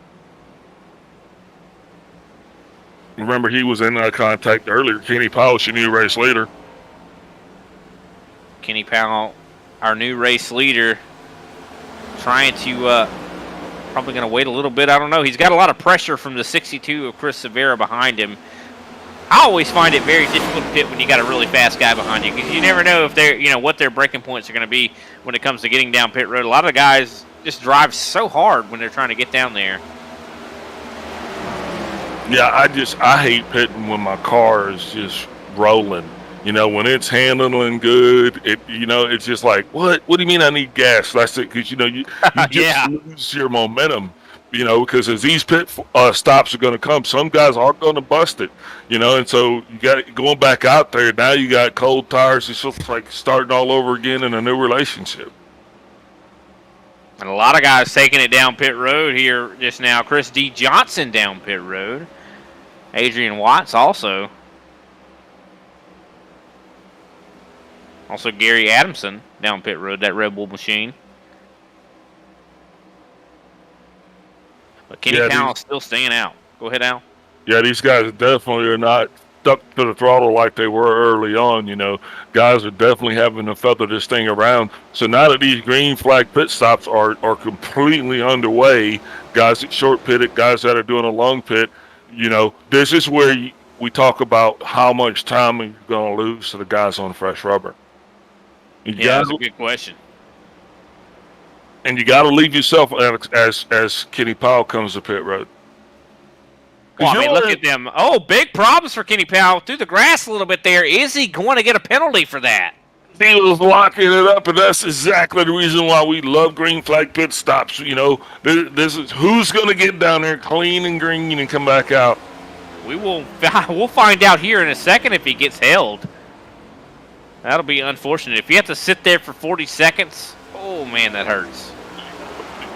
unfortunate part of that is they'll hold you. You know, you're not like having to go back and come back around. You know, so. Yeah, I'd much rather get a speeding penalty under yellow, because that's just an EOL. Like this really hurts whenever 40 seconds on the racetrack when they're green. That is an eternity, you know. Like, and I do believe he is sitting there still. I think he's got a hold penalty. I think he got how quickly that changes things. That's just it. You know, green flag pit stops. That's going to be the thing. So Powell, going from being our race leader, potentially is going to be 2 laps down at the end of this thing. Now he's got to find him a new dance partner. He's got to hit a whole new groove. Plus, people treat you different. Yeah, plus people treat you different when you're a lap down. You know what I mean? Yeah, for sure. And, I mean, like I said, he's going to need a caution. That's what he's going to need. I mean, such a big thing right there. Luckily, he is the only one that's a lap down right now. That would help him. So if a caution did come out, but right now the leader Noah Bitts has a 8-second lead on Ryan Cliver. Now you're gonna have to do some math for me and let me know at the rate of closure how long will it take before Cliver catches Bitts. It actually, I mean, we saw that, Cliver had such a great long run pace. I mean, it's hard to really tell. Right now, I mean, we see Cliver's actually running about a 10th. Actually, not even that. Noah Bitts last time by was pretty quick himself. But, yeah, about a 10th quicker is what Cliver's running. Yeah, I think Cliver was a little faster than Bitts before the pit stops. So it kind of made me wonder, Bitts did pit early. And the early pit, those tires are going to go away faster, plus the fuel. So it's just, I'm wondering what's going on. So that's why I'm trying to go to school off of you, Brian, and you can teach me. No, I get you. And one thing was, kind of in mind, we got to keep in mind here too, is Noah Bitts. Fuel, I mean, question mark, literally. We don't know what is going to happen here with Bitts. Will he be able to make it? I mean, can he save enough to do it? I don't know. Well, inquiring minds want to know, and we can't wait to find out as he's our race leader with Cliver slowly closing that gap. And there's still a lot of pretty close racing out there as we see Josh Schaffner trying to hold off Chris D. Johnson. A lot of fighting going on there. And Chris Severa also looking like he's just coming out of the pits and going to try to fall to the end of this pack here.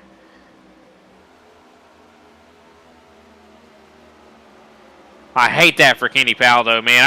I mean, he was doing so good.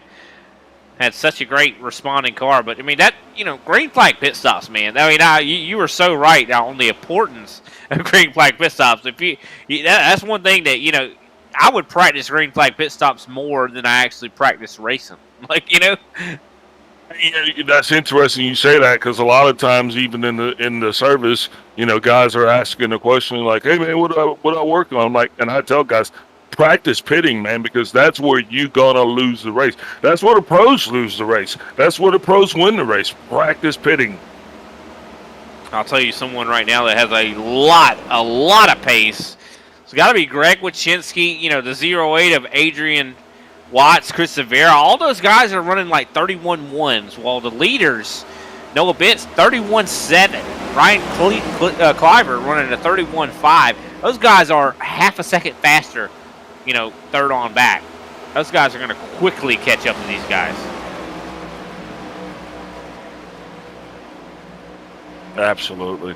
This is the part of the race, though, where now guys are starting to figure it out now. It's like, I got to catch up to the guy up front. So now what are they going to do it? Because they can see the deficit now. We're coming up with 39 to go.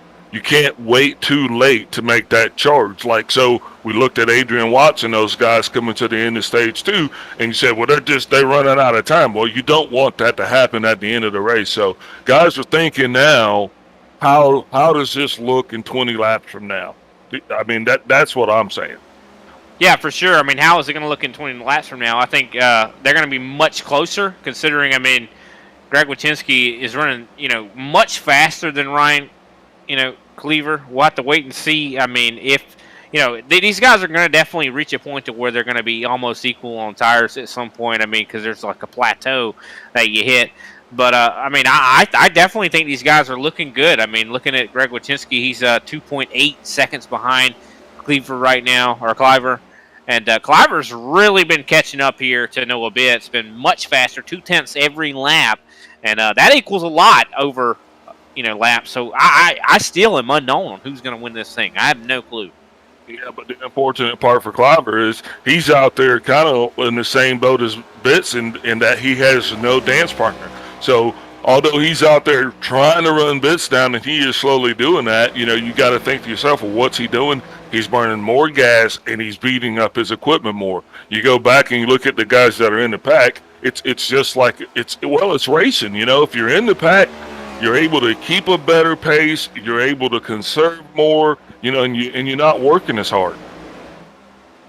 100%. I mean, look at Wyszynski. I mean, we talked about him being 2.8 seconds behind Cleaver. Well, now he's like 2.2. I mean, he closed in that much, that quickly. So, I mean, it is all about those guys actually working together. All those guys that were on the majority strategy. I think, they pitted a little bit later, yes, but they pitted all together. And also they have fresher tires than you. I mean, so sometimes waiting is actually the best strategy. As Josh Schaffner looks like he's going to get by Chris Severa. Well, Severa too. He's picking his time right now. You're gonna pick your fights. You're not actually. He knows Schaffner. He knows who he is. So he's not necessarily gonna go head to head with him right now. But he's definitely gonna stay there with him because he wants to be around this guy towards the end of this thing. Yeah, I mean, you don't want to, pick your battles. I think you're exactly right. I think, he could be challenging for position, and trying to, get those spots. But he knows he needs to stay right with this guy. If he challenges too much, he could fall back, lose that draft, lose that, fuel, ergonomics thing or economic thing for sure. So, really, he's playing the smart money. Well, and a lot of these drivers tonight, they've done an awesome job of giving and taking because that's what's kept the cautions off. That's what's allowed us to be able to go on these long runs. And here we are with a long run, possibly determining the outcome of this thing. It's anybody's race, and these guys are going to get together. And I think when they do, it's just a matter of time before Noah Bitts is going to see these guys and they're going to get bigger and bigger and bigger, and all of a sudden, when they get there, I think it's just going to be too much. And to be honest, I think Cliver is already dealing with that same thing. 1.4 seconds right now for Greg Wyszynski in between him and second place. Yeah, the draft, I'll say it again, the draft on these cars is huge. I mean, it affects the way the cars handle. They make you so much faster, so it's just amazing to see how much it is. And so the pros actually, they're losing a little bit of spoiler and gaining a whole lot more horsepower. So when that actually makes it to the sim, ooh-wee, I can't wait, brother. Yeah, it's soon to be 30 laps remaining. And the race has not been settled out by a long shot. Even with green flag pit stops, still unknown who really has the best strategy. If I was a betting man, I would say Greg Wyszynski. I think that he made the right call. Yeah, but see, Wyszynski has to deal with Cliver, and he's going to have to deal with Bitts. So he's going to hope that he's got enough loyalty from the pack that he's leading that nobody's going to try to challenge him. But I think as they catch Cliver and everybody and they start to regroup, Wyszynski's going to have to deal with Schaffner and Severa and don't forget Johnson. Bitts down pit road, front line, out of the lead. Yeah, I was. Yes, down pit road. That is an interesting call there. This is all but settled that. It almost makes you wonder if they got something going on with their setup. Like maybe they got a qualification setup because he's wearing his tires out really quick, and I think that's what it was because he short pitted the last cycle as well. Well, that definitely is very interesting. Something going on for sure. I mean, maybe it could be even something to do with personal life. A lot of these guys, a lot of the people, you can have a little kid bothering you or something like that if they have children. Now Cliver's pitting. What's going on? I mean, what? Am I missing something? Could be. I know iRacing lately has had a fuel glitch. Looks like Cliver taking tires. And that gives Greg Wachinski the lead. So that is unknown what is going on there. Surely is not handling.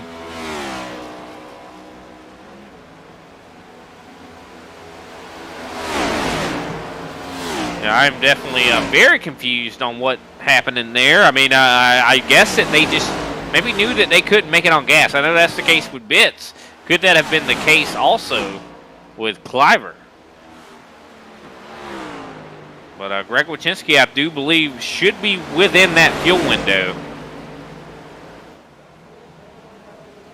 But nothing is settled even then. I mean, we still got Josh Schaffner, Chris Severa, Chris D. Johnson, and Adrian Watts all in the top 5. And also, we haven't talked a lot about, Don Avery. Been running his way through the field here in 6th right now. As Vince powers by the leader to go back and grab his lap back, I'm kind of scratching my head trying to wonder now, does Wachinski and Schaffner, do these guys have to pit again? Because if they don't have to pit again, then definitely the ball's in their favor. But Cliver also pitted, so that's just interesting to see what's going on. Yeah, I mean, it's mysterious in a way. You know what I really think it is, though?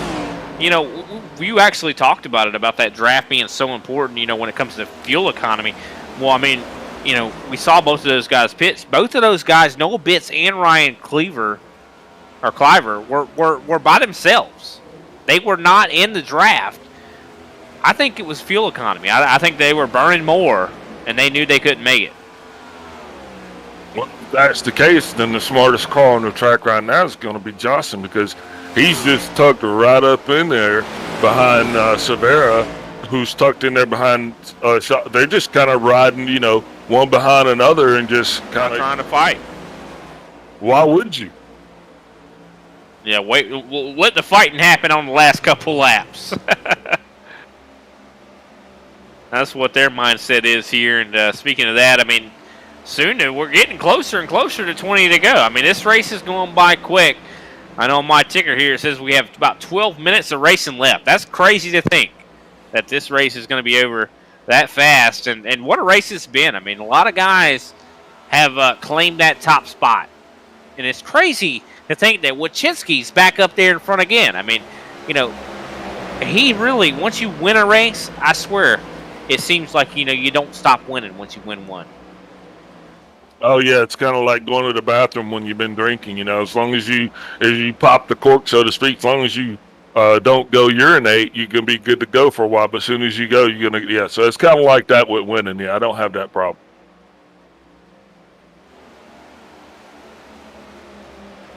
I just got to take a pause for a second on that one. But Greg Wachinski still able to hold off Josh Schaffner and Chris Severa here. Severa, though, we know how good he gets in the later run. Is he going to have something here? I mean, I wouldn't say the tires are all the way worn out as of yet, but they're getting close to it, I would say. Yeah, and as we're coming to 20 to go, obviously I don't think these guys are going to be playing a pit strategy, but I'm on pins and needles just waiting to see if they're actually going to stay out or if they're going to come in. Because Severa said it best, his car is set up for the long run. Maybe those other guys weren't, so we'll have to see. Well, definitely, I think that the top pretty much 10, top 8, I do believe. I think they all can make it here. I mean, I definitely think that Wojcinski can make it. I mean, he's only 27 laps into this run. Some of the other guys are a little bit maybe more unknown. Yeah, Ken A-Land, he might be in question, but the rest of these guys they should all be okay. For sure. I mean, I think that they're going to make it on gas, but like, it's just about how you abuse your tires. That's still something that could happen here. I mean, Wojcinski could be abusing his tires to try to stay in front of Schaffner, or the draft off of these guys could be affecting or off of Wojcinski, I should say, could be affecting Schaffner. I mean, wearing his tires out more. Then again, he's going to have the benefit of being in that dirty air to where he's going to be saving a little bit of gas. Wojcinski could be in question a little bit. I mean, we've seen when you're in front, it really does affect your fuel economy. Yeah, and plus, you got the guys that are coming on fresher tires. Are these guys going to be patient? That's going to add to the lap traffic factor. It was interesting to watch these guys in practice. Some of the guys were actually trying to go and see possibly how long they could get on a set of tires before the car started handling really bad. And some of the guys just seemed like they were just hot lapping it. So, that's also going to come into play here. It's going to be a race now, truly to the finish. And you know what's shocking, though, really, really shocking, is we're just talking about Noah Bitts and the 9th place car of Ryan, Cliver. Both of those guys pitted. They're still in the top 10, 8th and 9th, respectively. Yeah, and speaking of the top 10, Mario Eccarlani was actually on pit road now. The reason why that name's familiar because he actually qualified 3rd, but he had since fallen off, and it's a name that we hadn't really mentioned anymore tonight. But that's also going to play into this because, like I said, now you got guys that are coming with fresh rubber. You got guys that are on older tires and guys on real old tires. Well, everybody's going to be trying to compete for the same real estate. I mean, yeah, you look at the 36 right now of Gary Adamson. I mean, he's a lap down, and he's driving very quickly, and he just unlapped himself, actually. If I'm not mistaken. No, it looks like he just put himself 1 lap down, but still, I mean, you see those new tires, how a lot of that lap traffic is going to be driving through. So, I mean, even though you're racing your own individual race, you got to account for that guy that may be faster. Yeah, and essentially the wick on the candle is the end of the race, so to speak. So as we're going in 15 to go, now is the time where Wojcinski starts to figure out if those guys behind him were actually, patient, or if they were just waiting to pounce. Patient or prey. Oh, I think they're the tiger sitting in the grass right now. I think that's what Schaffner and Samira are both thinking right now. They are going to pounce on this. Any weakness that Wojcinski shows, they are going to capitalize on it. That is for sure. I mean, this is dog eat dog. I mean, we talk about racing. I mean, racing is a harsh mistress. You know what I mean? Guys will wreck you. I mean, it'll happen.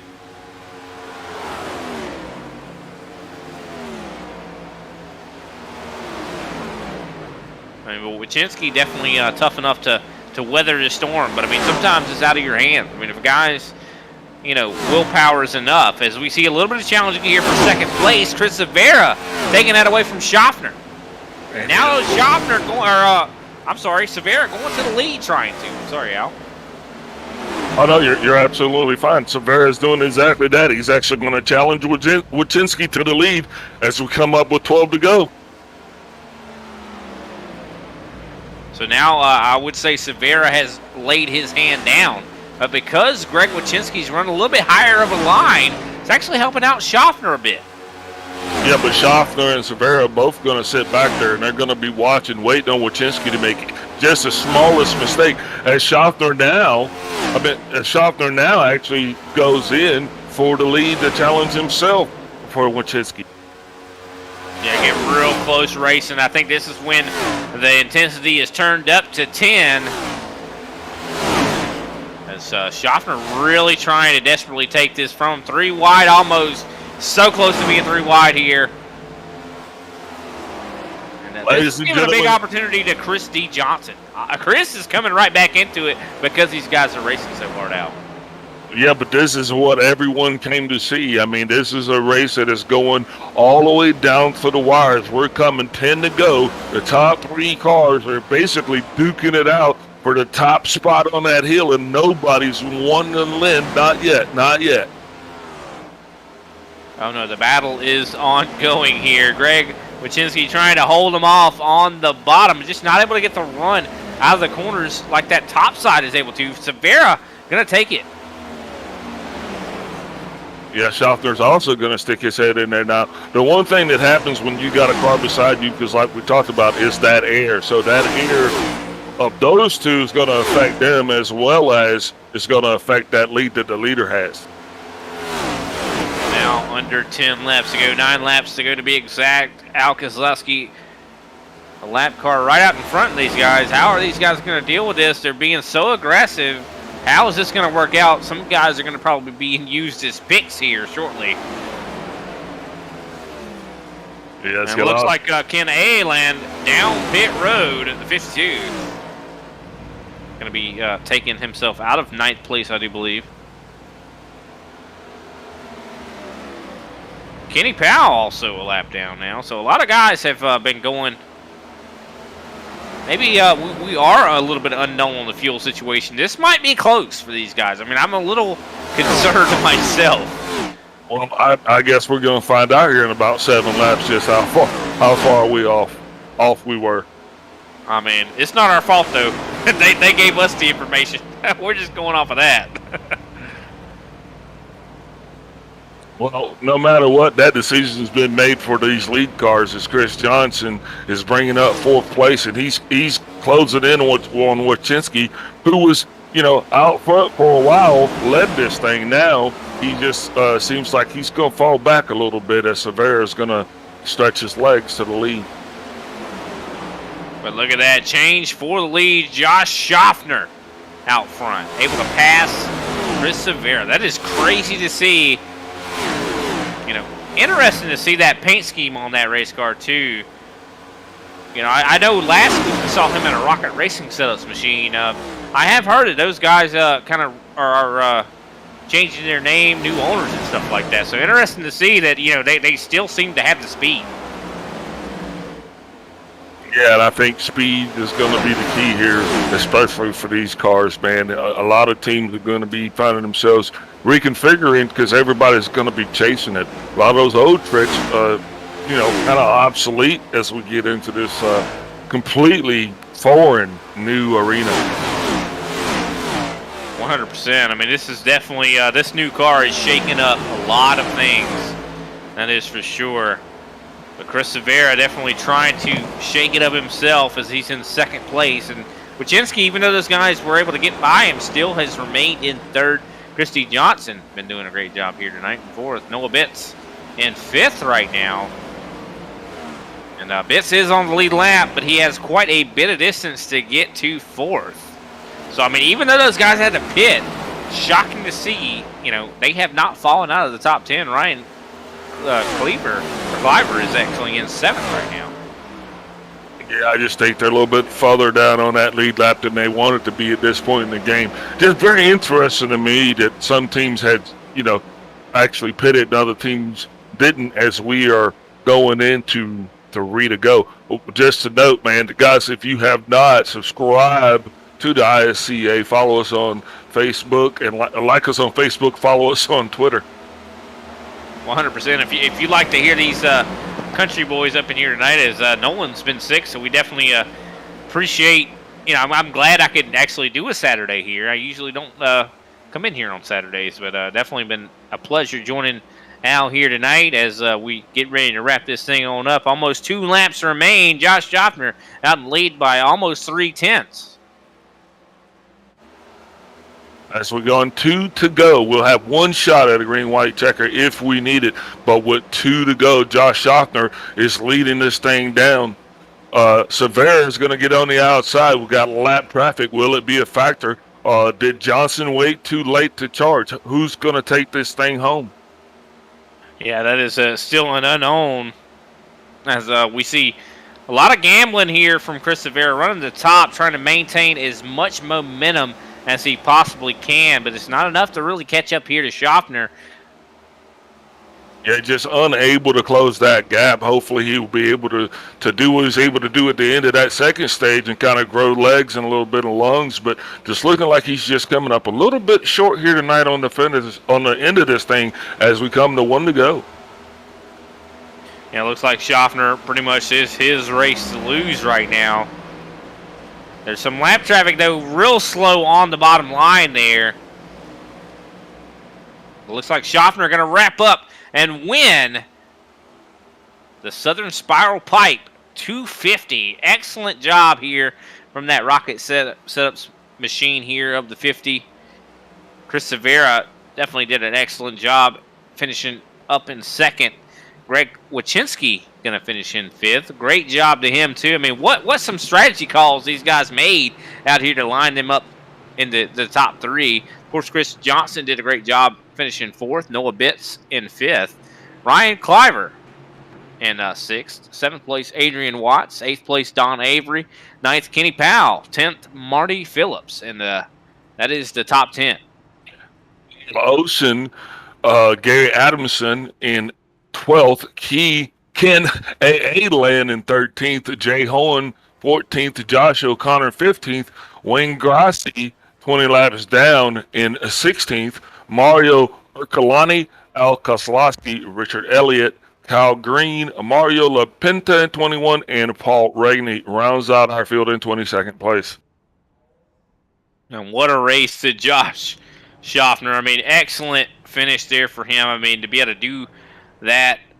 I mean, what an excellent race all the way around. I mean, Al, I got to say, I mean, what an excellent race this has been. I mean, far cry from what we saw on Thursday. Ton of cautions on Thursday. Tonight, only, I think, one caution from a wreck. Is that right, Al? Yeah, that's exactly right. We had 4 cautions total. 2 were stages and 1 for a wreck. So maybe there was a second wreck that I don't remember. But definitely, if this is any indication of what we can expect for the rest of the year, this is going to be an awesome series. 69 in the middle. I agree totally, and it looks like we've brought some people over there talking. Do apologize about that, ladies and gentlemen, but that is some of the guys that maybe just won the race. Excellent job to those guys for sure. But glad to have them out there. I mean, what a race this has been. I mean, I cannot wait to see what the next race looks like for sure. But let's start us off with our winner, Josh Schaffner. What a race that was for you, man. I mean, how are you feeling after that? Yeah, just that was an exciting race. A little bit of fuel strategy there, and I had to play a little cat and mouse with Chris there on when we were going to go and not go. But the car was really good. I felt like I kind of just laid in the weeds a little bit this race and just took my time and made sure we had plenty of car left at the end there, and it just worked out. But definitely just a fun race. Just took a lot of strategy and game planning there along the way. It seemed like it. I mean, it seemed like the best thing to have out there seemed to be friends, though. I mean, was that something that you had a lot of out there? Yeah, worked with the G&G guys there kind of the whole race, and they were great to work with. And then, once we kind of all hit our fuel window there, it was kind of took our gloves off and raced, and it was fun racing with Chris and Greg there. They were both really good all race, too. And, just a great race, and, great to have needed some friends out there to work with tonight to kind of have the fuel strategy come your way. 100%. It seemed like some very clean driving, a lot of respect out there on the racetrack. Do you feel like that's what maybe changed it from what we saw on Thursday? Yeah, I normally run Thursday, wasn't there, and I know there were some challenges there, and we had a few bumps and bruises there in the first couple stages, but now that last stage, everyone got dialed in, and just some really great racing up front, and we were trading positions, trading the lead, and racing hard, but it was great to keep it clean. That's what this league's all about. 100%. And I got to ask, how are you feeling about the next race coming up? I do believe it is, I think you guys are going to be maybe taking next week off, or is that correct? Yeah, so I guess we won't be in Iowa. I'm kind of bummed that I consider that my home track. That's my closest track to home, but that's all right. It's always a fun place to be. Yeah, I mean, I actually am right there with you. Iowa is my favorite track on iRacing, and unfortunately, we'll not see that. But how are you feeling about Talladega? I mean, that's going to be an interesting one.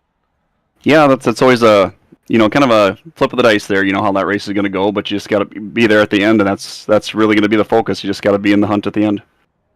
100%. I mean, definitely see how that package handles, especially with a lot of cars. I mean, we've seen it with maybe not as many cars before, but definitely excited to see how you guys handle it for sure after a win like this. Momentum's got to be strong. Who we shouting out for you after this win, Josh? Well, yeah, first off, I definitely got to thank Rocket Racing Setups, Premier theirs. They're kind of rebranding for the setup. That thing's been just lights out all week. And, I was able to pick up some hosted wins, and the guys have been kind of dominating this track all week. So special thanks to them. And, then got to thank Pioneer and, GNR Farms, Smith Farms. I'm sure Todd's still tuned in there. And thank those guys and JMS Agronomics. But, yeah, just all the guys that helped make this single round. Well, definitely congratulations on your win, man, and look forward to seeing you at Talladega. Yep, thanks guys. Also got to thank you guys at the booth and Kenny and all the guys that make this thing go around. It's just such a fun league to participate in. Well, we're definitely glad to have you, especially after a race like that. And next, we're going to be talking to our second place finisher. Hey, Chris, this is Al Nixon up in the booth again. Congratulations on that second place finish. Was hoping that you were actually going to be able to pull it off there, but how were things from where you were sitting? Yeah, it was going to be extremely close at the pit stops. We had to run the thing dry just to be in the window. Fortunately, we kind of oversaved at the end there, and we shot off. I tried to shoot off without letting Josh know, but unfortunately, it took the high side and kind of, forecasted it out to everybody that it was go time. But he just did a better job at saving his tires than me because he was able to pass me right back. And, second's nothing to boast about. I'll take it, man. Yeah, especially for the first race of the season. So you guys got to be feeling pumped up about that. But when you talk about pit strategy, was pretty amazed from the booth to see that the other guys had to pit, but you guys were actually able to make it. So anything you want to speculate on that? Yeah, I was actually talking to guys to see if he committed to the undercut with the two-stop quick enough, if that was going to be the go-to, because we weren't able to go flat out right off the jump once we got our fuel. Otherwise, we wouldn't have made it. We were kind of lifting and coasting and doing minimum speed from, if the tires were already completely worn, basically right out of the boxes. So it definitely wasn't optimal. But again, it's just the way these cars are, the package. You got to have people to go with. And, I wish Noah was up there with us, man, just because, he had a very strong car as well. But it's just, a product of the package. So just, glad to have someone out there and people to work with and draft and just be able to save that fuel to make the strategy even happen. It's awesome. You guys second place finish overall. A stage 2 victory, definitely cleaning up on some much needed points here as this season gets underway. Anybody that you want to give a shout out to? Just everyone at G&G, again, Rocket Racing Setups for the base that we used. Again, you guys up there every week. We're running an Affleck car, so might as well shout out Affleck. But yeah, other than that, I think we're looking pretty good. We had 2 good stage finishes, P2. We'll take it. Well, congratulations, man, and Merry Christmas to you. Have a good evening. Merry Christmas, guys. And I do believe next up we have Greg Wachinski, our third place finisher. Great job tonight, Greg. I almost thought you were getting ready to win this thing the way you were holding off those, challenges there. But you still did a great job. I mean, great, excellent pit strategy. How are you feeling?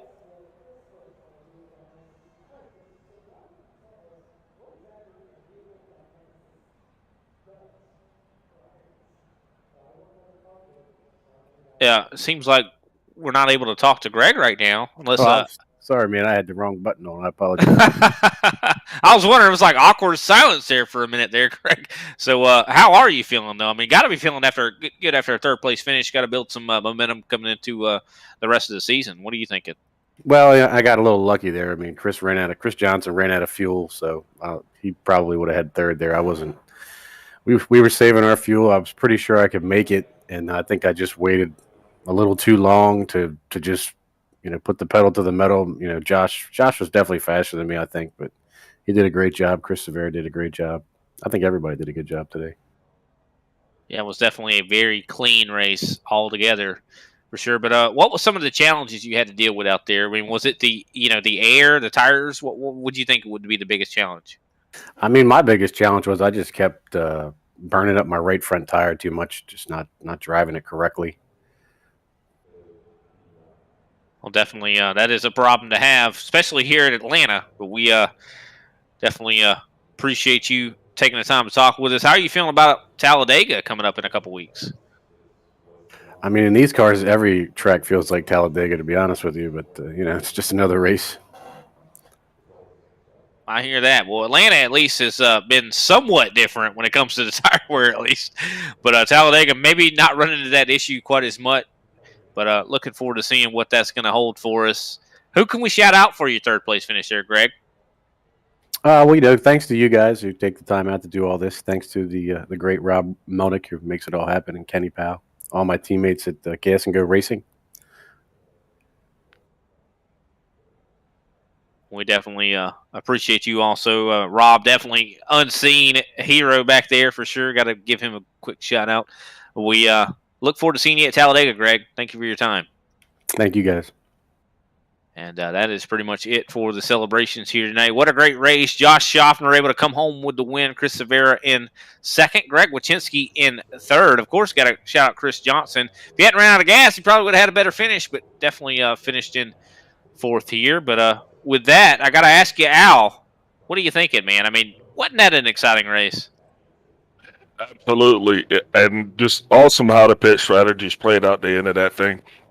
So excited to just be a part of this, man, and looking forward to Talladega, 100%. And with that, got to give a big shout out to Southern Spiral Pipe for coming on board here tonight. And, definitely what a great conclusion to this race. I mean, I can't I'm going to go back and watch it myself. So thank you, everybody out there, for watching.